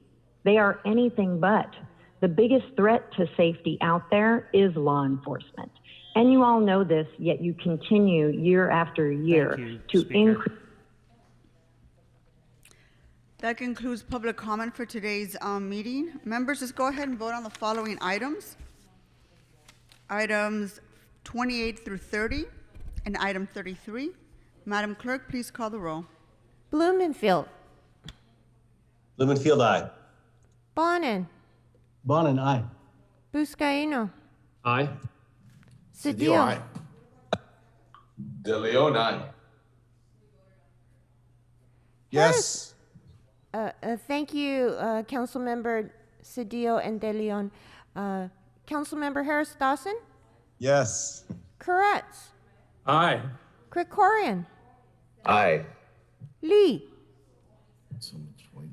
Martinez? Aye. O'Farrell? Aye. Price? Aye. Rahman? Yes. Ridley Thomas? Aye. Rodriguez? Aye. 14 ayes. These items are adopted forthwith.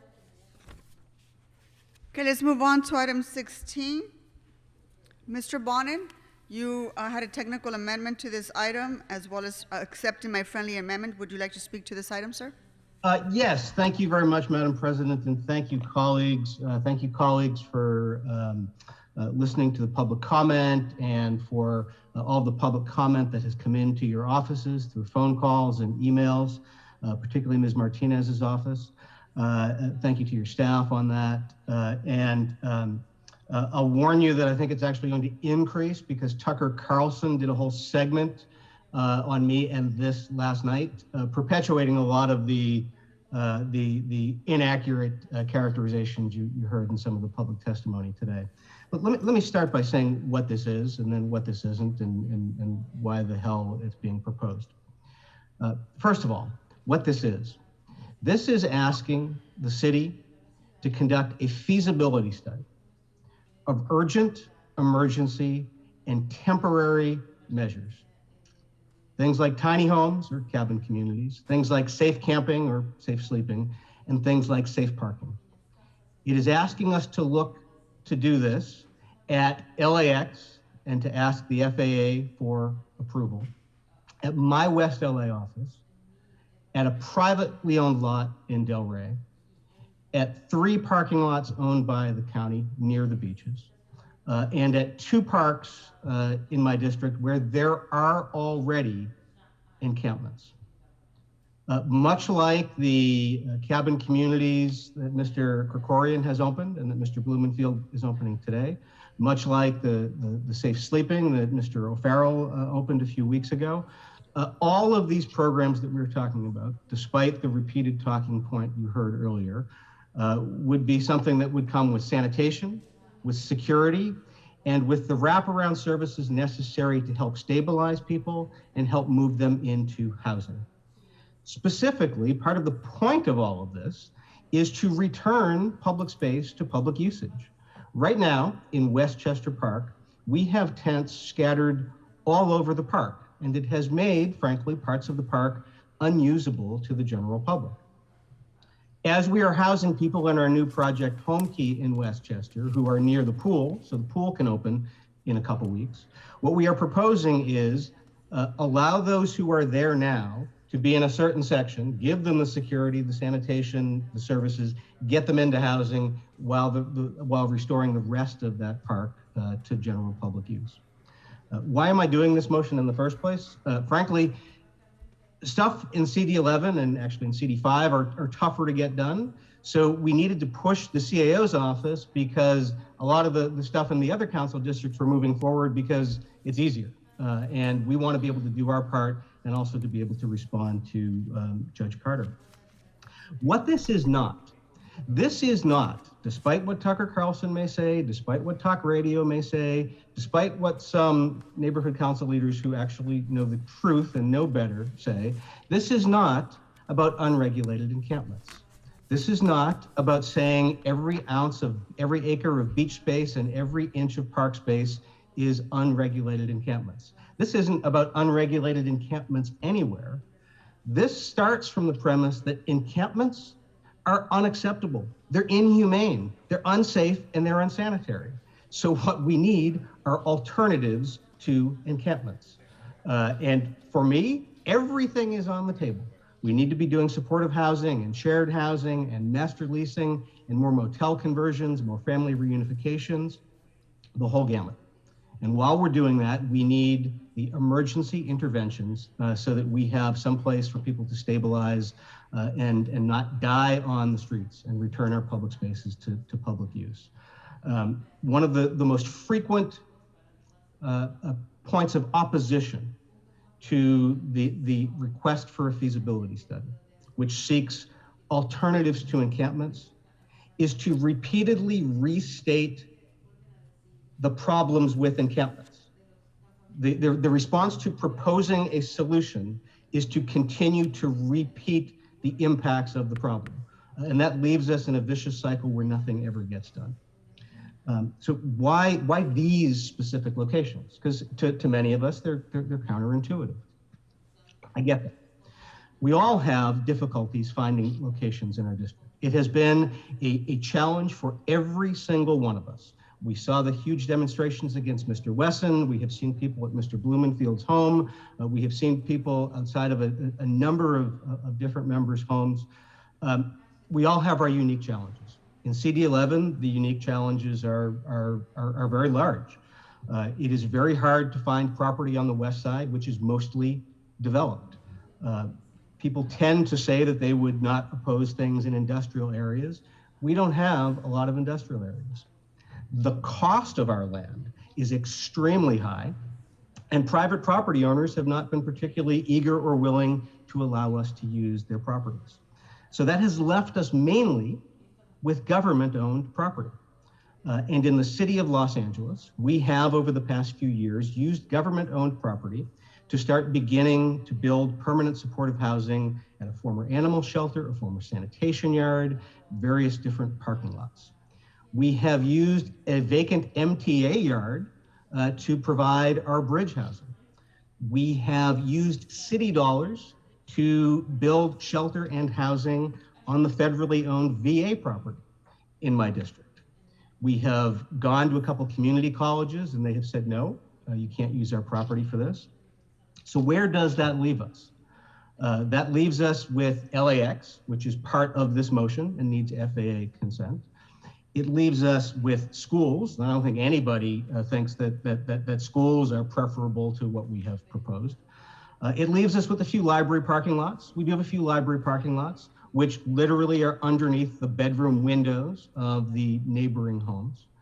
And then it leaves us with county and state properties. And what we're looking at here is county and state properties. Just parking lots at the beaches, and nobody has ever proposed 400 spots. We have said, let's do a feasibility study, what could be used here. We are talking about places where the city and county have put COVID trailers over the past year and housed people temporarily. We are talking about places that are routinely used as staging areas for road races and special events, areas that are used for film shoots. And people have logically asked, these locations are not very close to homes. If we can use them to make money on a film shoot, if we can use them to promote road races and private events, why can't we use them for a period of time to save lives and to help recapture our public spaces? And as I said in the two parks, this is about returning space to public use. Locations that were suggested by even some of the people who called to object to them. I'll be clear, I don't like these locations. I don't like any of them. I don't eagerly jump into proposing controversial things. I mean, what politician proposes a controversial location knowing that it will get blowback unless they think that they have exhausted all other options. I will gladly take any of these things off the table if people can propose better solutions on the west side in my district. Now, I'm wrapping up. Some people say to me in my district, why do we have to do anything on the west side at all? Why do we have to do anything here? The land is expensive. It would be a lot easier to do things elsewhere. People often say, why don't you do it in Pacoima instead? People say, why don't you do it in South LA instead? Palmdale and Lancaster get mentioned a lot, and lately Nevada has made it into the mix. This is a council that has steadfastly insisted on everybody doing their share. Each council person, each council district, every part of the city. That is a concept that I have stood by and embraced. We've done our 222 units from Triple H. We did them before the deadline, and we're doing more. We've done our bridge housing, and I really believe that in this mutual commitment we have for everybody to do something, and every part of the city to do something. I do not believe that any community, even those I represent, should be exempt from that. And I will stand on that as a matter of principle and conscience, that the whole city needs to be part of that, including even the areas I represent. We've heard some objections today from people who have good faith concerns. And those are concerns that will be addressed and examined in the feasibility study. We have heard from some people today who made points that they know are false about unregulated encampments and 400 parking spaces and all sorts of stuff. And we have heard from people who have literally tried to stop almost every homeless intervention we have tried to do in my district. The opposition to this motion has been fueled and generated by people who have sued to stop permanent supportive housing, by people who have sued to stop bridge housing, by people who are currently objecting to a proposed permanent supportive housing project before CPC on Thursday, by people who filed a 110-page appeal against a Project Home Key on Washington Boulevard, by people who sued to stop permanent supportive housing and the motel conversion ordinance, not just in my district, but citywide, being ginned up by people who have lobbied against state legislation to make it easier to do homeless housing. And in some cases, one of the callers is even trying to shut down existing homeless programs, including safe parking at my office. And this is coming as we are only discussing this. We aren't even proposing doing this. We are asking for an evaluation. We can figure out what is feasible, what is affordable. God willing, the money from the governor and the federal government will allow us to do enough home key and enough master leasing and enough rapid rehousing that we never have to do any of this. But between the crisis of 5 people dying every day on the streets, between Judge Carter insisting that we all do our part as we should, it is imperative that we have a full menu of solutions in every part of town. I knew and I know that this battle is going to be hard, but to address this crisis, we need to do, as Mr. Ridley Thomas said in committee, leave no stone unturned. That is what I am asking us to do with this motion, is do a feasibility study and make sure that no stone is unturned. And I will be happy to add more locations if there's others that are suggested. Thank you. Mr. O'Farrell? Thank you, Madam President. Thank you, Mr. Bonin, for that very thorough explanation. Appreciate that. Madam President, thank you for your friendly amending motion. I have a question for our CEO, and I understand that Yolanda Chavez is here to answer a few questions. Oh, give me just a second, Mr. O'Farrell, Okay. just bringing her in.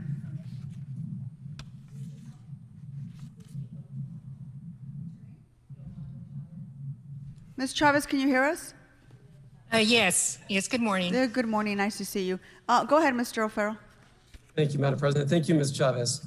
I just want a very clear, for the record, explanation about what is before us today. It is a feasibility study. We are not voting today as a council to approve any of these sites for pursuing funding and site control for the purposes stated in the motion. Is that accurate? Yes, that's correct. What you would be directing us to do, along with a couple of other departments, is to assess the feasibility of the sites and the cost, and then we would come back with the report back and recommendations. And that would include dialoguing with our state in terms of the state beaches that we're talking about, Dockweiler and Will Rogers, and the county and the Coastal Commission. Well, yes, mainly the county, Department of Beaches and Harbor, and the city of Culver City, and of course, ensuring that we're having discussions with RAP as well on the park sites. And then what will happen once a feasibility is conducted in terms of the responsibility of this council and the votes that we take? Can you that process? So once we have assessed the sites along with, I should say, BOE and GSD, because of course we also have to talk to the county and RAP and Culver City about leases, et cetera. BOE has to assess the physical site, to ensure that that in terms of all the infrastructure is at the sites, sanitation, et cetera, and estimate the cost, provide layouts. Then we would come back with recommendations on each of these sites. And would it be perhaps it would be up to the council to vote on these sites one at a time rather than as a broad package where we're approving or green lighting all of the sites? Would that be up to the council to decide? It's up to the council, or the other thing that we would propose, if there's sites that are definitely feasible and those could be moved quickly, then we could come back with those first so that we can get those approved, right? Because then we're not holding up the sites that are feasible. So there's a scenario wherein we could take action based on the completion of the feasibility study specific to the site. Exactly. Okay, thank you. Thank you so much, Ms. Chavez, for that explanation. I just, as the work begins on this feasibility study, I just want everyone to keep in mind that the city of Los Angeles is so park poor that we rank 74th out of the 100 US cities with the largest populations.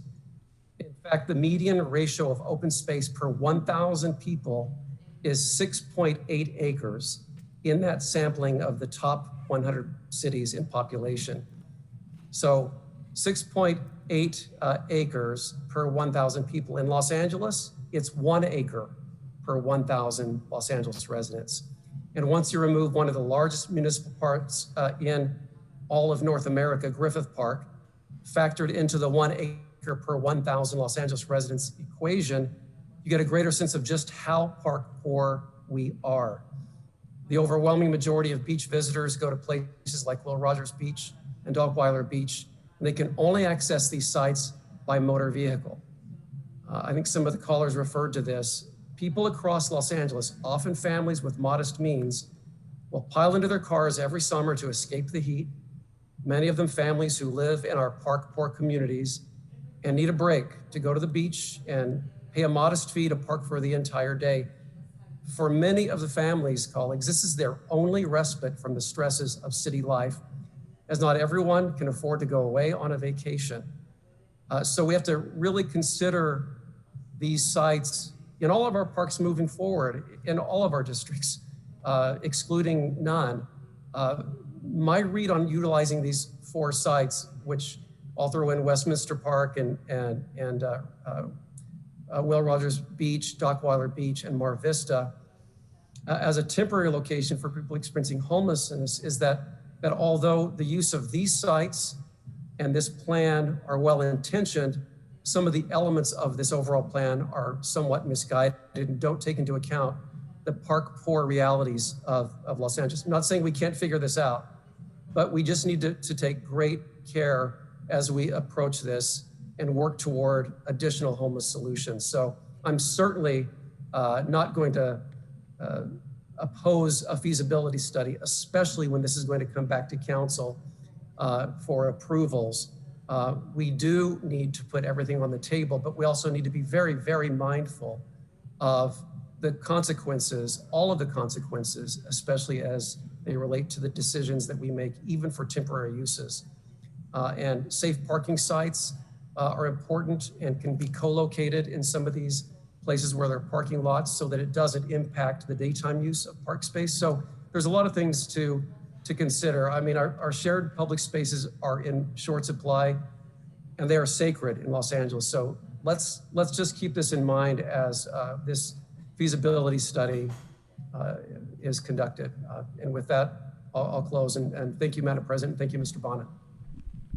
Thank you, Mr. O'Farrell. Mr. Krikorian? Thank you, Madam President. I just wanted to take a moment to speak in support of this item and kind of follow on to a couple of Mr. O'Farrell's comments as well about the importance of our parks and the importance of examining those issues in the process of doing feasibility studies. And I want to reinforce again that what Mr. Bonin has put forth is a request to examine all of these issues in all of these areas to determine the best course forward to address the challenge, the very significant challenge that CD11 faces, as we all do, but let's face it, CD11 has a significant challenge in both terms of the number of homeless individuals living there and the unavailability of alternative options that are easily implemented to provide housing and shelter. So what Mr. Bonin has put forward is an attempt to be comprehensive in looking at all options and then figuring out what's best. That's what a feasibility study does. And I'm confident that Mr. Bonin will engage his constituents, as we all have in these processes, to determine what's best with the input of the community. But I also think that what we just heard in some of the public comment about this proposal is emblematic of the problem with the public discourse about homelessness in this city right now. Because we heard both from people who essentially said, under no circumstances should you even consider whether or not this is a good idea in this location because it impacts me.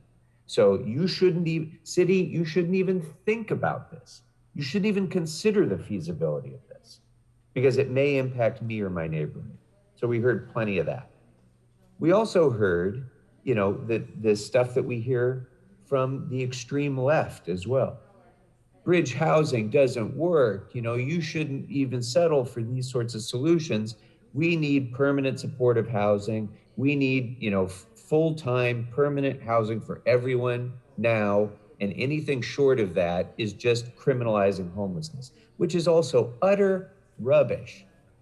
And so the fact that our discourse has come down to this binary choice of either you must give permanent housing to everyone who's unhoused in the city, or you must somehow solve the problem, by just moving them somewhere else.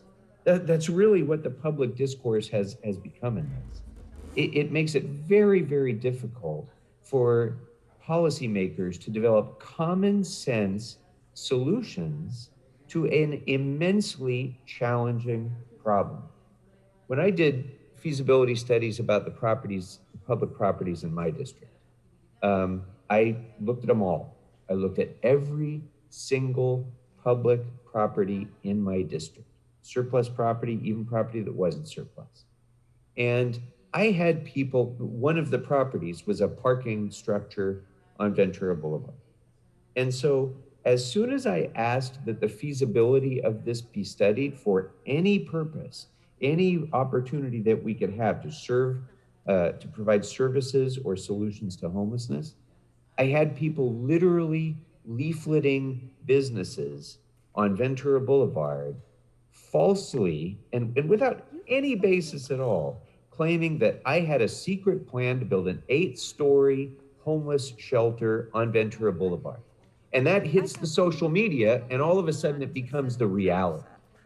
And it is utter rubbish. So all of the angry people who are calling in from the left or from the, protect my neighborhood at all costs perspective, could you please take a moment to step back and see if we can't find some common ground where we can figure out how to stop people from dying in encampments on the streets? That's what Mr. Bonin is doing today. That's what most of us have tried to do in our districts every day as we're trying to find solutions to this. And it just, the fact that we continue to be blocked in our efforts to find solutions by either people who say, under no circumstance will you come into my neighborhood at all, or by people who are literally going to encampments in my district right now, telling unhoused individuals, don't accept bridge housing, don't accept a tiny home, don't accept any of that, because you're better off waiting here until you get permanent housing, even at the risk that that person will die on the streets. It's outrageous. And it just, this discourse has to stop. And we got to get past this so that we can find not the extremist sort of posturing positions, but find the positions where this city can move forward to get people under roofs of any kind so that they can be stabilized and on the path towards permanent housing, jobs, and other things. And if we don't do that, we will continue to stagnate and not find any solutions to this problem. So I wanted to just, say congratulations to Mr. Bonin on moving forward with this, and to, look, when the feasibility study comes back, maybe, 2 of these will turn out to be good ideas and advance. Maybe none will. Maybe all of them will. But can't we at least ask the questions? Can't we at least assess that and make a determination so that on facts, instead of emotional extremist response, we can make a determination for what's best for this city, for our unhoused population, for our neighborhoods, for our parks, for our beaches? Let's do that based on facts and analysis and not extremism. So I just would like to ask all of us to support Mr. Bonin on this matter. Thank you, Mr. Krikorian. Mr. Cedillo? Well, that was well stated. I'm not quite sure I want to even say anything now. But let me pull out, I think, probably the most important point. And I don't have as many friends or people I know on the West Side as when I went to school. But the few that I do know all called me about this. And I was explaining to them how Mr. Bonin represents the majority Democratic will of his district, that somebody elected him to make these decisions. And that was my pretty much patent response, without having to get into the policy choices that are being proposed here. But I think what's most significant here is this question that this is simply a study. This simply asks questions. There are a series of complications that are tied to these choices, and whatever concerns anybody may have, we will get answers to those once the study is done, right? Mr. Bonin has laid out a very broad brush of trying to bring in the entirety of the community that he represents, including the community college district, including the county of Los Angeles, including LAX and their jurisdictional oversight by the FAA. So it's a very thoughtful approach and should be applauded for that. It is not, as he's noted, the solution to everything. It is a temporary response. And the point I like most about it is that it is an effort to fulfill his responsibility to have a citywide response to this in his local district. It is his effort to make sure that homelessness is not just addressed in CD1 or CD14 or 8, 9, and 10, but that it is responded to, and 13, but it is responded to throughout the city. And I thank you for that. I appreciate your efforts going forward with that. Again, it is a study. We will look at the results of that study. We will see its economic impact, its consequences, its breadth and depth, and the limitations of that by various jurisdictions. I appreciate the comments made with respect to how Los Angeles is park poor. It is and it isn't. If you utilize Griffith Park, if you live around Griffith Park, it's not so park poor. If you live in other parts of this city, Kevin De Leon can tell us with precision what is the park space per capita in our various districts or per acre. It's not as park poor everywhere, but it is as an aggregate, and we have to note that because this park space belongs to everyone, and we have to simply respect that. And it's a matter of how we are able to utilize these resources in a temporary manner at a critical moment. And that seems a responsible thing to suggest, simply to suggest that we look at. And so I want to thank you for that. I will note there's a lot of callers that call in and frequently think that we have the powers of the County of Los Angeles. They expect us to do healthcare or address mental health concerns while we collaborate with them. We do not have a mental health department. I think we suffer as a result of not having our own. As Ms. Rahman noted to me, we have 70% of the homeless in the city of Los Angeles, but yet only utilize, I believe, 30 or 40% of the resources. That means we are short every year, Mr. Ridley Thomas, $1 billion the county owes us for health services that must be provided for the residents of both the city and the county residing within the city of Los Angeles. Mr. Bonin, thank you for your thoughtfulness in going forward on this area, and I will support you on this at this time. I thank you. Mr. Buscaino? Thank you, Madam President and members. I understand the item before us is a mere study. So let me save the CAO's time and say that these sites are not feasible.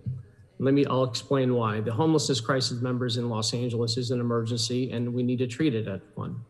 In fact, if you recall, almost 3 years ago, I called on the governor to declare a state of emergency. But on this item before us, I've heard numerous residents and community groups like the Pacific Palisades Community Council who are very fearful about this proposal and raise legitimate concerns about beach and park access, as well as public safety.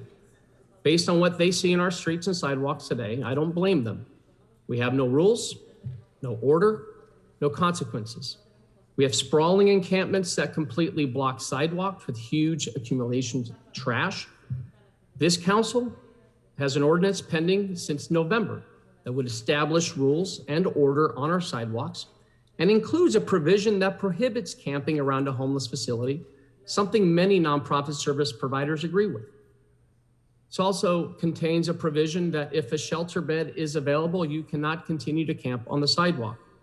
I urge this body, members, I urge all of us to adopt that ordinance now.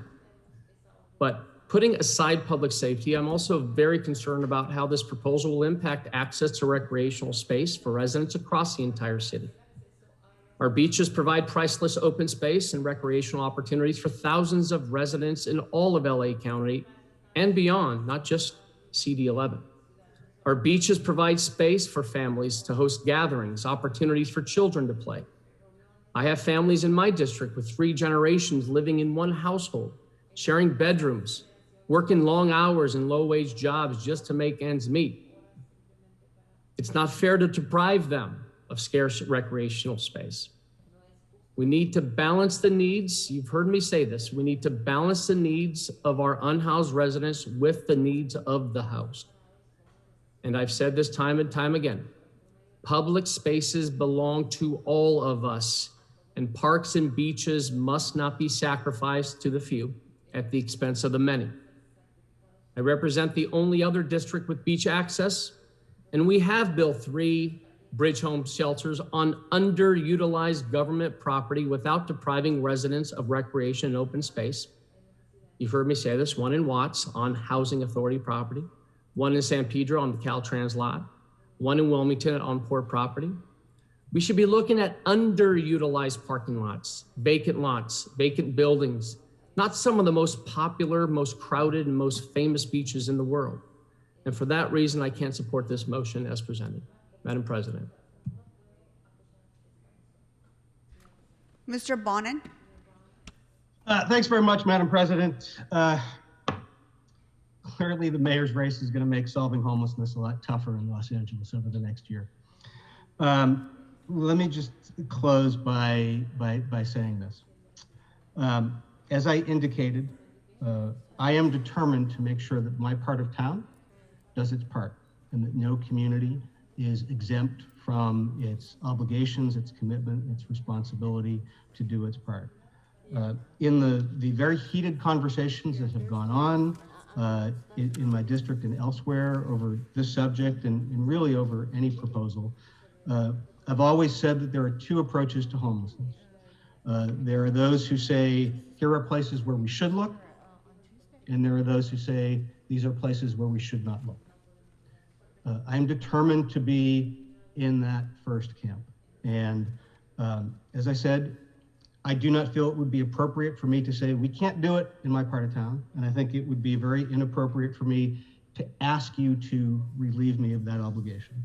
But if Mr. Buscaino has some extra sites in his district for people who are currently unhoused in my district, I would be happy to look at those as a substitute for those that I have proposed.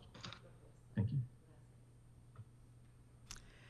Thank you, Mr. Bonin, and thank you for acknowledging the calls that my office received. I think yesterday alone, we must have received close to 550 calls and over 100 voicemails that we've all listened to in the office. So I appreciate acknowledging that. And also the issue and the conversation that I began 8 years about equity and making sure that every community step up and do their fair share in trying to solve the homeless crisis, something that I've advocated for since I got elected in terms of making sure that all of our neighborhoods understood the need to do our fair share. So I appreciate you acknowledging that as well. And for accepting my friendly amendment, there is definitely implications to our parks citywide if this were to move forward. So I have tons of questions, so I'm looking forward to the feasibility study and getting my questions answered. But I gotta also say, just be very honest, I also understand the public's frustration in this conversation. I think for those of us who've represented communities of color, we've been seeing the homeless crisis up in front of our faces every time we walk outside of our homes. Whether we visit our local parks, whether we're walking our children to school, whether we visit our local libraries, we've seen this gradually get worse and worse and worse. Now with the pandemic, you see this across our city. No matter where you live, you are being impacted by this homeless crisis. So I understand the public frustration. We've taxed them. We've asked them to accept housing and shelters in their neighborhoods, but I also understand that we also haven't lived up to our end of the bargain. When people accept housing and shelters in their communities, I think the least we can do is try to house as many as we can, clean our streets, and manage our public right-of-way. And that is where I think we have failed. And so I will support you in your feasibility study, but I think we have to have an honest conversation with ourselves in terms of how we're going to clean up our city once and for all and live up to our end of the bargain, because I think that's the least we can do as elected officials. As tough as it is, we have to live up to our end of the bargain and at least clean up our city and maintain our public right-of-way. Mr. De Leon? Yeah, Madam President, I was going to just add a few words because I think everyone across the spectrum is actually on point and on target. And I think that collectively, as a legislative body, if we move with a sense of urgency, because quite frankly, the real live actions don't match our collective rhetoric when it comes to the issue of dealing with our unhoused community members. you're spot on when you talk about issues of equity and how it would be inherently unfair if we export unhoused individuals to other districts or have other districts, especially those of the low socioeconomic means, disproportionately carry the largest burden for the largest unhoused population in the country outside of New York City. That being said, obviously, our beaches, our parks, our open space, as Senator Gil Cedillo just mentioned a few moments ago, we are the most park-starved city in all of America because of atrocious policies, both of our former, predecessors who sit in this council, and former mayors and planning commissioners who said we should build strip malls and pour more concrete, cement, and asphalt as to more parks and open space, and planting trees, for communities, regardless if you're from the Palisades or if you're from Pacoima or whether you're from Brentwood or Bowl Heights. So when neighborhood councils rise up, like we've witnessed with regards to the audio testimony of so many folks from City 11, and then you see the council member, Mike Bonin, also trying to do an assessment, like Mr. Corcoran said, an assessment to see these sites, are they functionable or not functionable, irrespective of what the outcry may be from neighborhood councils throughout City 11. Ultimately, at the end of the day, I think it falls on our shoulders because aside from the motion that's before us, file item number 16, which is an assessment, on the bigger issues with regards to setting goals, on the bigger issues with regards to moving dollars wisely, not just spending dollars like drunken, sailors, thinking that there's an endless spigot of money coming from the state and federal government. When we're talking about one-time dollars, that we have to deal with the larger macro issues, because that's why at a micro level, we're getting the tumult in our own respective neighborhoods, in our own respective, communities, our own respective council districts. We have to establish a large macro goal for the city and stick to it that deals with the 41,000 plus unhoused community members. And right now, we're just piecemealing our way through this in some form, way, or shape without any coherent vision. And we're studying things, and we study things to death. And that's the one thing I've learned about the culture of the city is that we do a lot of studying. We do a lot of report backs, and there's a lack of action. So you're on target because that falls on all of us collectively as a body. And that's why if we're going to get what's happening in City 11, it's going to happen in many other districts, throughout the city of LA. And we're all on the same page. We want to grapple with the issue of homelessness. Be mindful. We're never going to solve this crisis unless some pharmaceutical company is going to come up with some pill that eliminates schizophrenia and bipolarness. If drug addictions and illicit, consumption on our side of the border doesn't cease, that flow will continue. But the issue is, what can we do with regards to housing, whether it's capital costs, not at the current status quo, which is highly exorbitant and not sustainable, but the issue that I believe a lot of our members just said today, master leasing, prefab modular housing on city, county, Caltrans land, eliminating land costs altogether.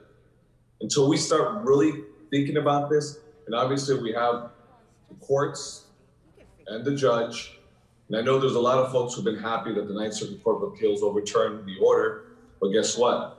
Legal Eagles may have won, but we still have a problem because we have 41,000 people living on our streets every single day.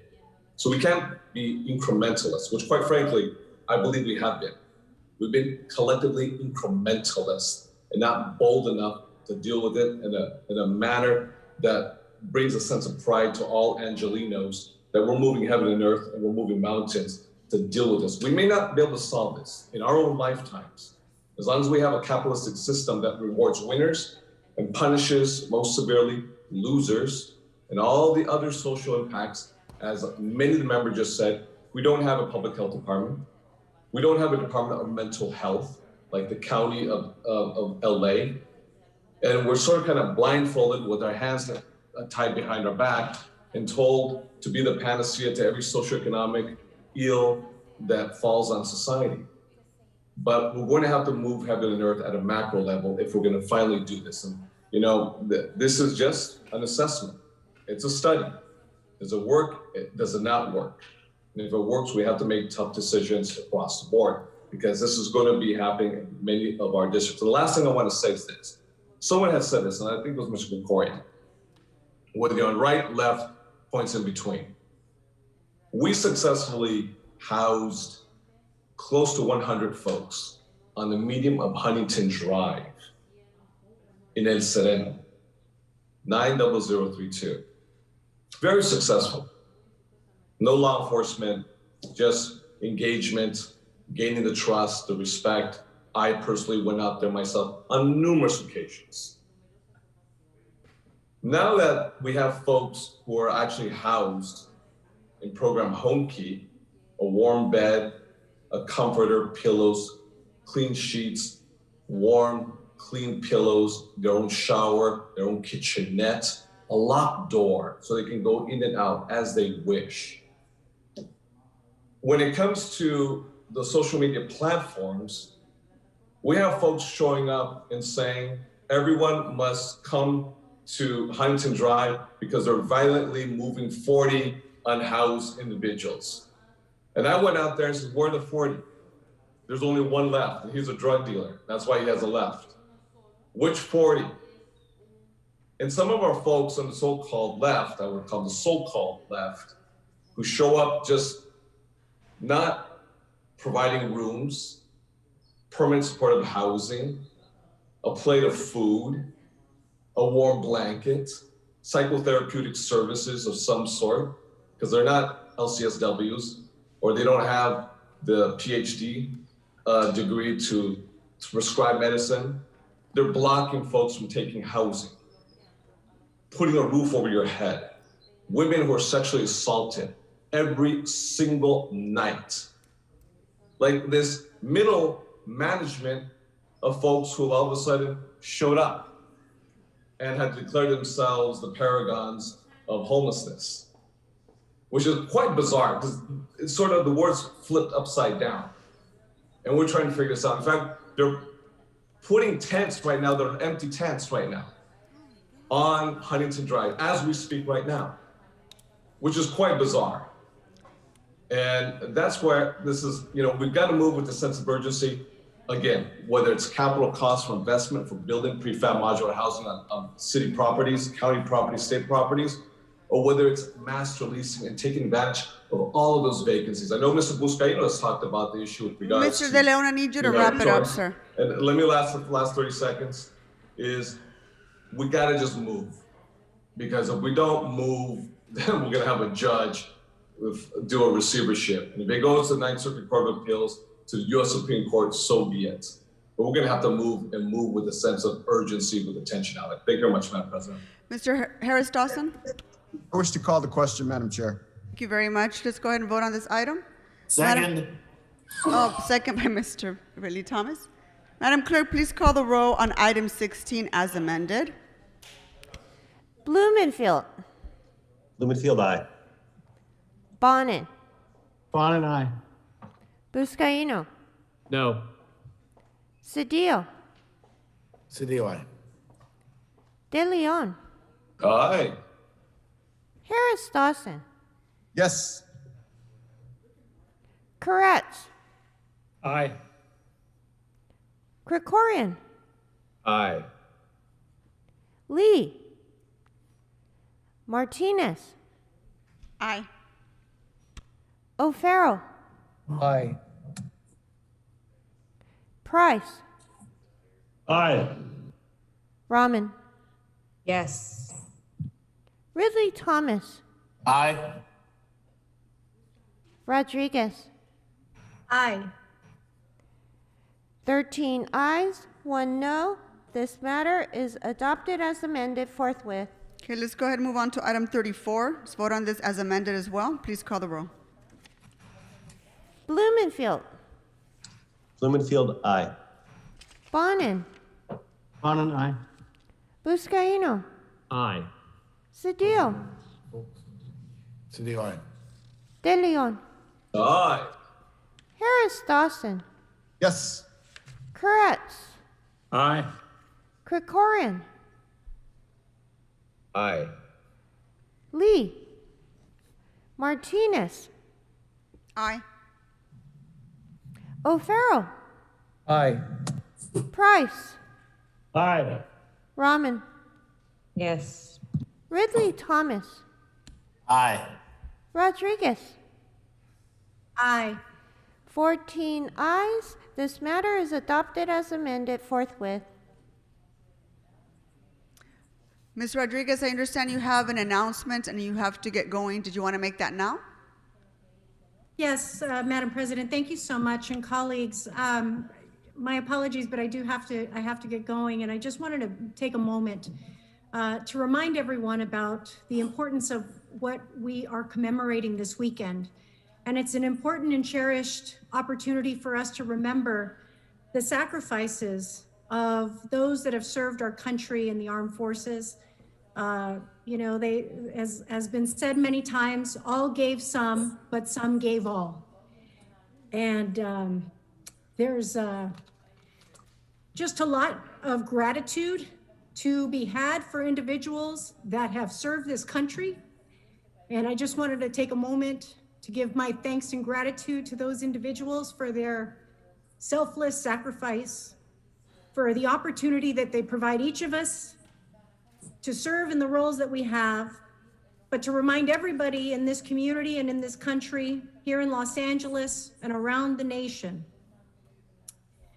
that in every act and opportunity that we have to speak up and speak out against injustice, that it is our obligation to do so, because it is the freedoms that they have provided us that we would not have if not for their incredible sacrifice in service to our country. And so with that, I want to wish you all a very special Memorial Day weekend this weekend. And I want to thank every member of the armed services for their incredible service to our country. And with that, Madam President, thank you very much. Thank you, Ms. Rodriguez. We're moving on to item number 7. This was called special by Mr. Cedillo for comments.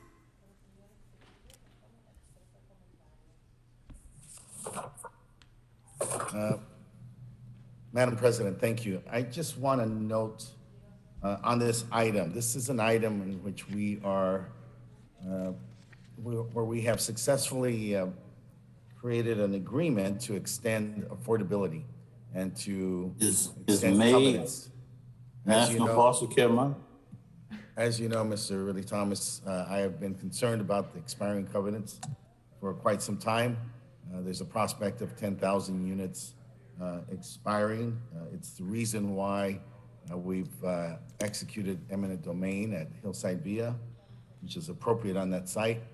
We negotiated a settlement and he reneged. In this case, though, the good news is that we negotiated with the developer, and the developer agreed to a 30-year extension of affordability, agreed to continue the affordability at the low level, and then at the low level.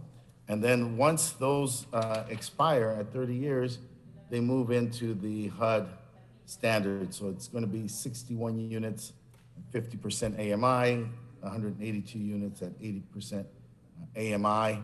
And then after 30 years, when those naturally terminate, the standard will simply move to a HUD standard. This is senior housing at the Grand Plaza Senior Apartments in Chinatown. And I think that accomplishment between HCID and the developer, the willingness of the developer to recognize the environment, not seize upon a hot market, but actually rely on what is prudent and thoughtful for the entirety of the community. We have a settlement and it should be applauded and acknowledged by this body. So I thank you. Thank you, sir. Let's go ahead and vote on this item. Madam Clerk, please call the roll. Blumenfield, Blumenfield, aye. Bonin, Bonin, aye. Buscaino, Cedillo, Cedillo, aye. De Leon. Harris. Thank you, Councilmember De Leon. Thank you. Harris Dawson. Marquise, yes. Koretz. Aye. Krikorian. Aye. Lee. Martinez. Yes. O'Farrell. Aye. Price. Aye. Rahman. Yes. Ridley Thomas. Aye. Rodriguez.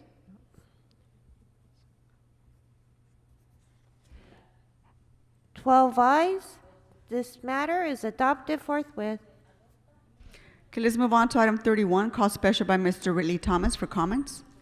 Thank you very much, Madam President.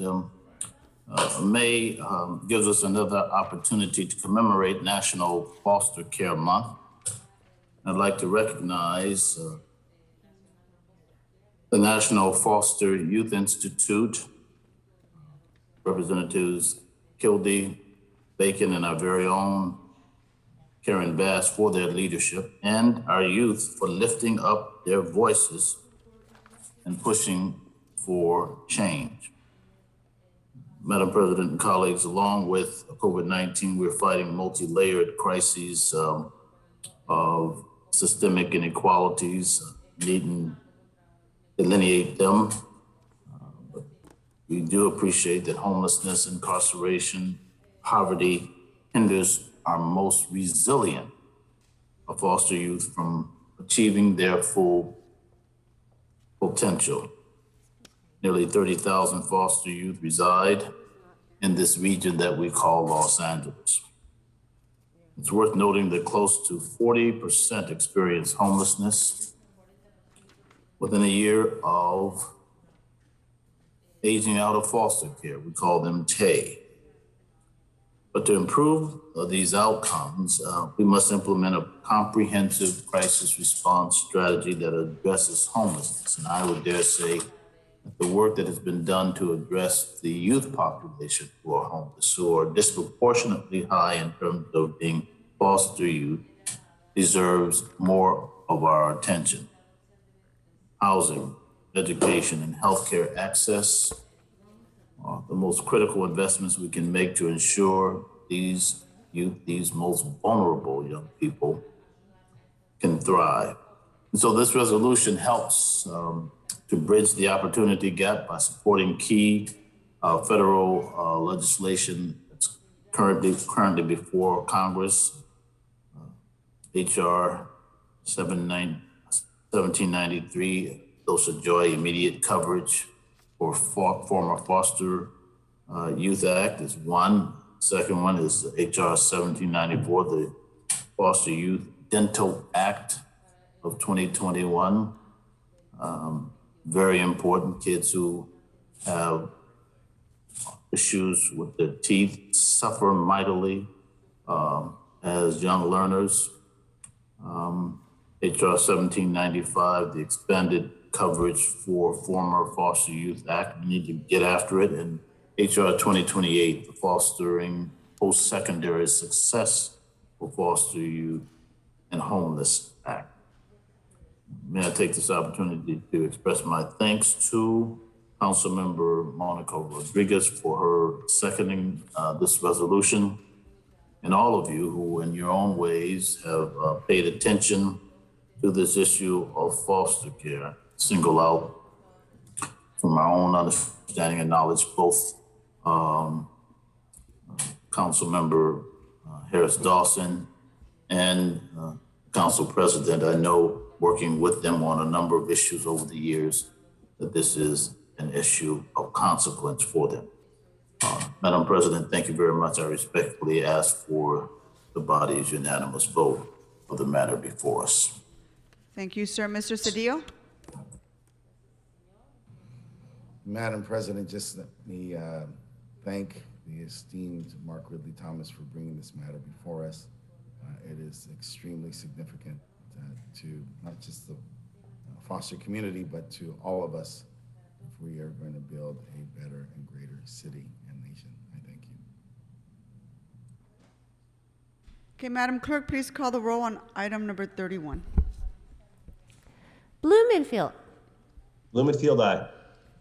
Bonin. Bonin, aye. Buscaino. Cedillo. Cedillo, aye. De Leon. Aye. Harris Dawson. Yes. Koretz. Aye. Krikorian. Aye. Lee. Martinez. Aye. O'Farrell. Aye. Price. Aye. Rahman. Yes. Ridley Thomas. Aye. Rodriguez. 12 ayes. This item is adopted forthwith. Okay, Madam Clerk, what's before us now? Council has motions for posting referral. Motions will be posted on the city clerk's website shortly after the meeting for the public's viewing. To subscribe to receive copies of today's council motions to your email, please visit clerk.lacity.org.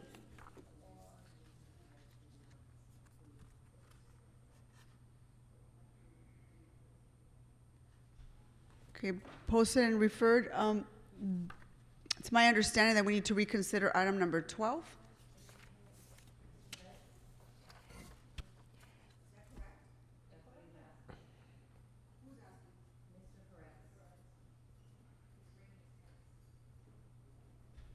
Mr. Koretz, do you want us to reconsider item number 12? Has this been your request? Mr. Koretz, you're on mute. Can you unmute yourself?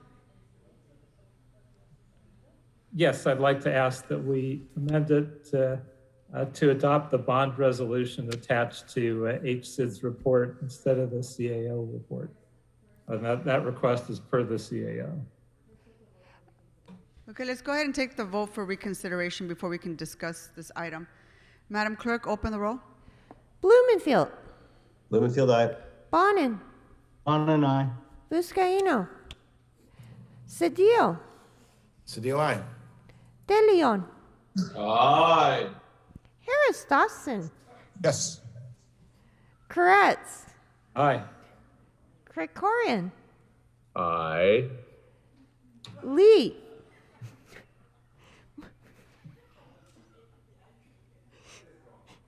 Martinez. Aye. O'Farrell. Aye. Price.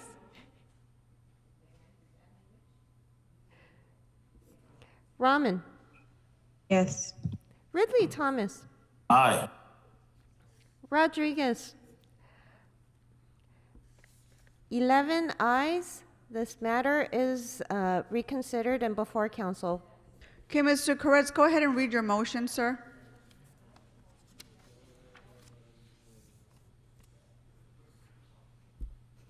Mr. Koretz, can you unmute yourself, please?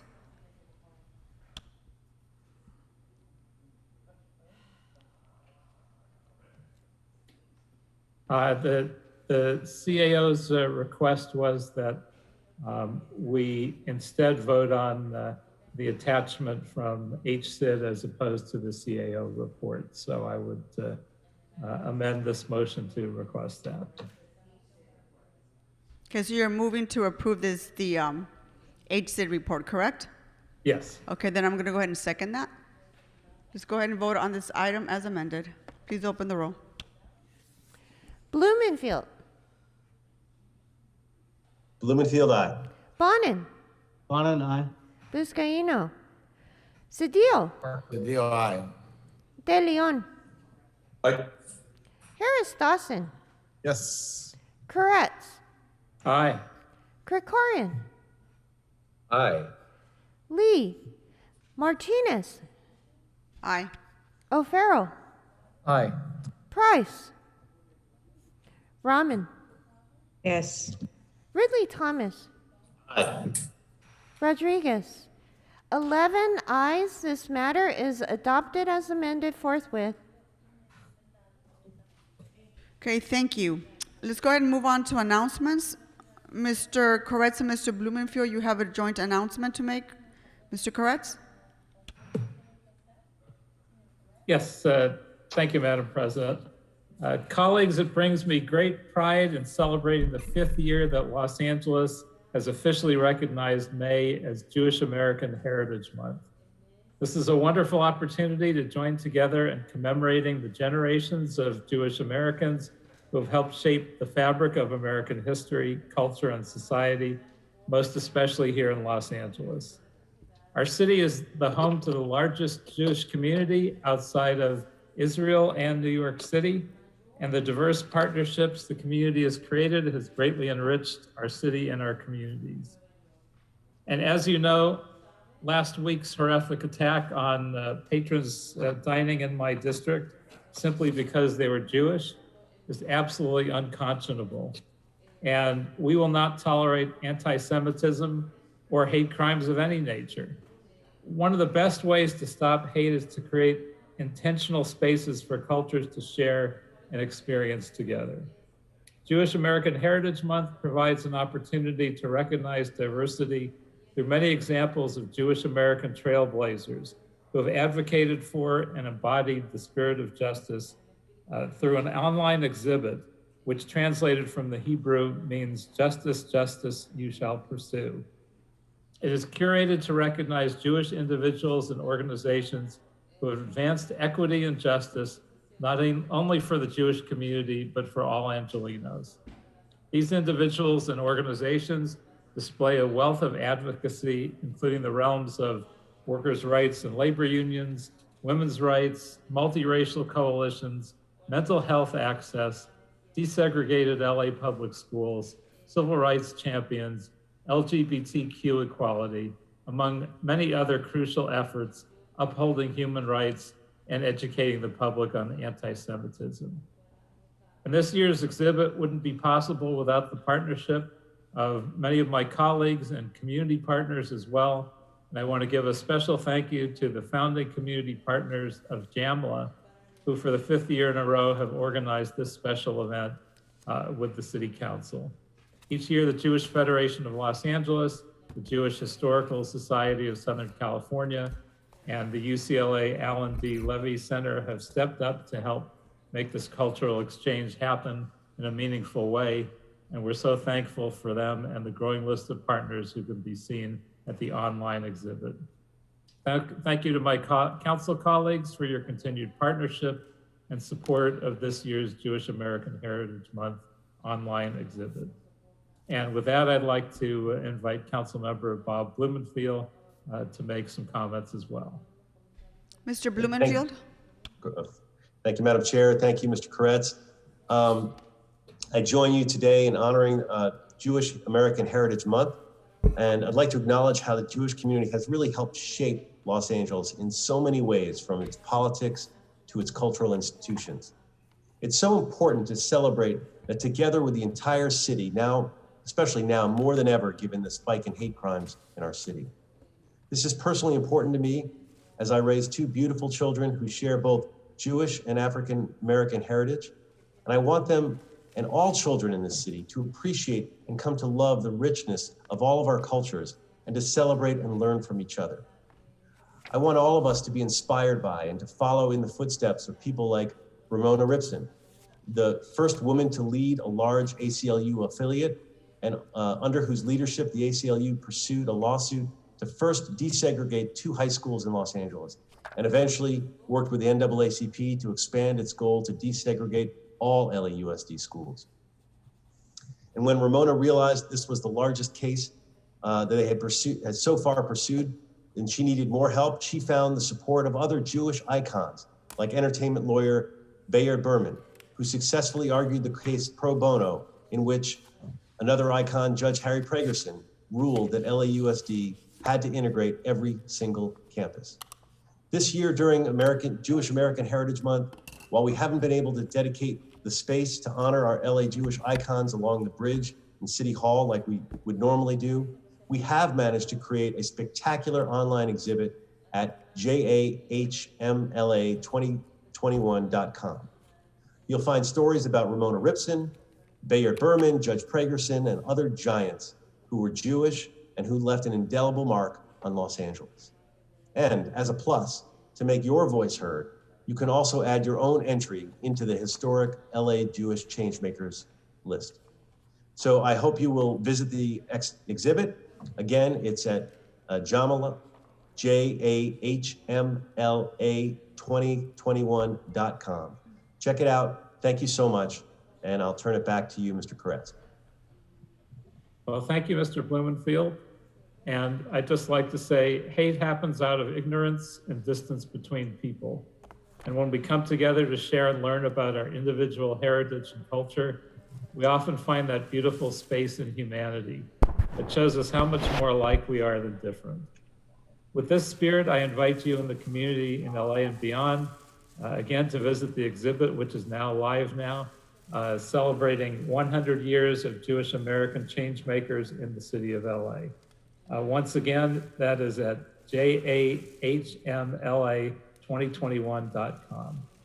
And lastly, I believe we have a slide recognizing our sponsors and community partners for making this online exhibit a reality.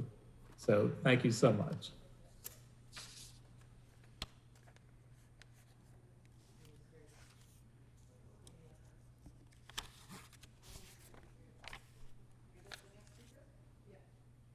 Mr. De Leon? Thank you very much, Madam President, and thank you to our colleagues, Mr. Koretz and Mr. Blumenfield, for a wonderful presentation. Colleagues, I just want to express my, and I'm sure our collective deepest condolences and sympathies and our sense of solidarity to our friends, family members that we have up north, specifically in the great city of San Jose. As many folks know already, there have been 9 individuals who have been killed. 8 were murdered. The gunman allegedly has taken his own life at the Valley Transportation Authority, where they keep a lot of their buses as well as their light rail, which I know is adjacent. It's in downtown San Jose, you know exactly what's on Heading Street. I've been in touch with the mayor, Sam Ricardo, as well as several of our counterparts, our peers of the city council in the city of San Jose, in the county of Santa Clara, and a few of the county board supervisors I've been in touch with this morning. These are 8 people who have been murdered early this morning, for a total of 9 individuals who have been killed. So just wanted to express, you know, our deepest sympathies and condolences and our sense of solidarity, us, the city of LA, with our friends, neighbors, our loved ones in the city of San Jose. Thank you very much, Madam President. Thank you. Any other announcements, members? I have an announcement. Colleagues, today I want to recognize and honor someone who has given a tremendous amount of himself to our city, particularly to this council. Our friend Alan Alieri from the city clerk's office. Alan began his city career in 1998 as a management assistant with the Bureau of Sanitation. He also worked with Bureau of Street Services and the Board of Public Works before going to the city clerk's office in 1999. During his time at the city clerk's office, he has held many positions ranging from legislative assistant to council clerk and many more. In his role as council clerk, Alan facilitated council meetings for several years. His years of service have earned him the respect and appreciation from the mayor, city council presidents, council members, and council deputies. After several years working closely with council, Alan's passion and dedication led him to senior legislative assistant and later the assistant division manager. In his role, he has designed and implemented innovative systems to improve the office efficiency. His work on the city clerk's legislative management system, taking decades-old systems and combining them into an effective and efficient system, made it better and even easier for everyone. He is appreciated by not only those of us here in council chambers, but all of his colleagues at the city clerk's office and our entire city family. Ultimately, I will miss his dry sense of humor, his expertise, his passion, but most importantly, his friendship. I remember back in February of this year, or was it last year? I don't remember, Ellen. This whole year's been kind of a blur. But you weren't so big on retirement or retiring, and so I'm kind of shocked that you're retiring, but that's a story for a later day. May you enjoy your retirement, Alan. This is not a goodbye, but a see you later. And I just want to thank you for your dedication and service to our city. Congratulations, my friend. And we've got members on the queue. We can just give Alan a big, we haven't been together in over a year, so everyone who's ever worked with Alan can attest to what an amazing and supportive man he's been to all of our offices, and this is going to be a huge, huge loss for us. But we want to just wish him well. Mr. O'Farrell. Thank you, Madam President, for that nice tribute to Alan, and we will indeed miss him. I'm actually going to speak on a different matter, an announcement. So I want to give space if other colleagues would like to speak. Yes, we have Holly, our city clerk. Holly, can you hear us? I can hear you. Hi, Holly. So hi, good morning, council members, council president. Yeah, it's a real difficult time for the city clerk on many levels. I have a tendency to go into denial and pretend it's not happening when a valuable team member such as, Alan, that's his name. Yeah, Alan's leaving. No, seriously, Alan, you've been such a valuable member of our team. You know, one of the most popular council clerks ever. As Council President Martinez stated, your sense of humor will be missed the most. If ever any of you need a ceremony host, I don't think that there's anyone that can do it better than Alan, and he will seriously be missed.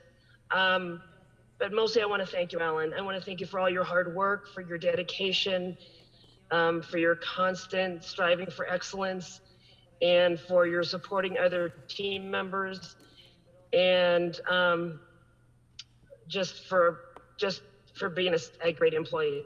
So thank you very much, Alan, and I wish you all the best in your retirement.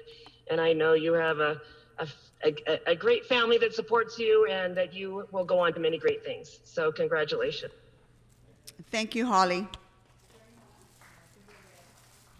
Well, again, congratulations, Alan, and we'll see you soon. Members, are there any other announcements before we go into adjourning motions? Mr. O'Farrell? Thank you, Madam President. I just want to announce that Echo Park Lake is reopening after a 2-month closure and $1.1 million renovation today at 3 o'clock. And we wanted to make sure it was open by Memorial Day weekend when people can return to the park. I want to thank the Echo Park community, the Friends of Echo Park organization, and I want to thank especially the Latina moms who had to endure a thriving criminal enterprise for months and months and months that had taken over that lake during the pandemic. I also want to thank my team for their incredible determination to find housing solutions for every single person there, no matter who brought them there, how they got there, regardless of why they were there, over a more than 3-month period. We're working with the amazing group Urban Alchemy. And all of these folks, I interacted with some of them yesterday. One of the persons who was living in a tent 2 months ago was at work. He is currently lodging at the Nest on 3rd Street. He was at work yesterday. He is now on a path and has secured a permanent home. 8 weeks later, he's on his way to a permanent home. That's what these housing solutions are providing people. And so I want to thank the community for enduring this difficult time, these challenges, the sexual assaults, the open air drug distribution, and the 4 deaths that occurred. Over the course of last summer, Brianna Moore, 18 years old, died of a fentanyl and cocaine overdose. Andrew Kettle, aged 51, alcohol poisoning related death. Scott Murphy, 30 years old, just shy of his 31st birthday, drug overdose. And as yet unnamed male on New Year's Eve was the last person to lose his life believed to have been between the age of 40 and 50. As we created all of these housing solutions, we also were able to close the park, repair the vandalism, and take care of the deferred maintenance. Echo Park Lake will reopen today. The work is still ongoing, but we're able to open the park today so it can be enjoyed by all the local families who have endured this incredibly challenging time during the pandemic and even before it started. The park shall remain free, well-managed, and safe and secure for all park users during park hours. And the housing solutions keep coming in Echo Park and across my district. But for everyone across the city, especially Echo Park residents, enjoy the park. It has been returned to its original intended use for everyone to enjoy.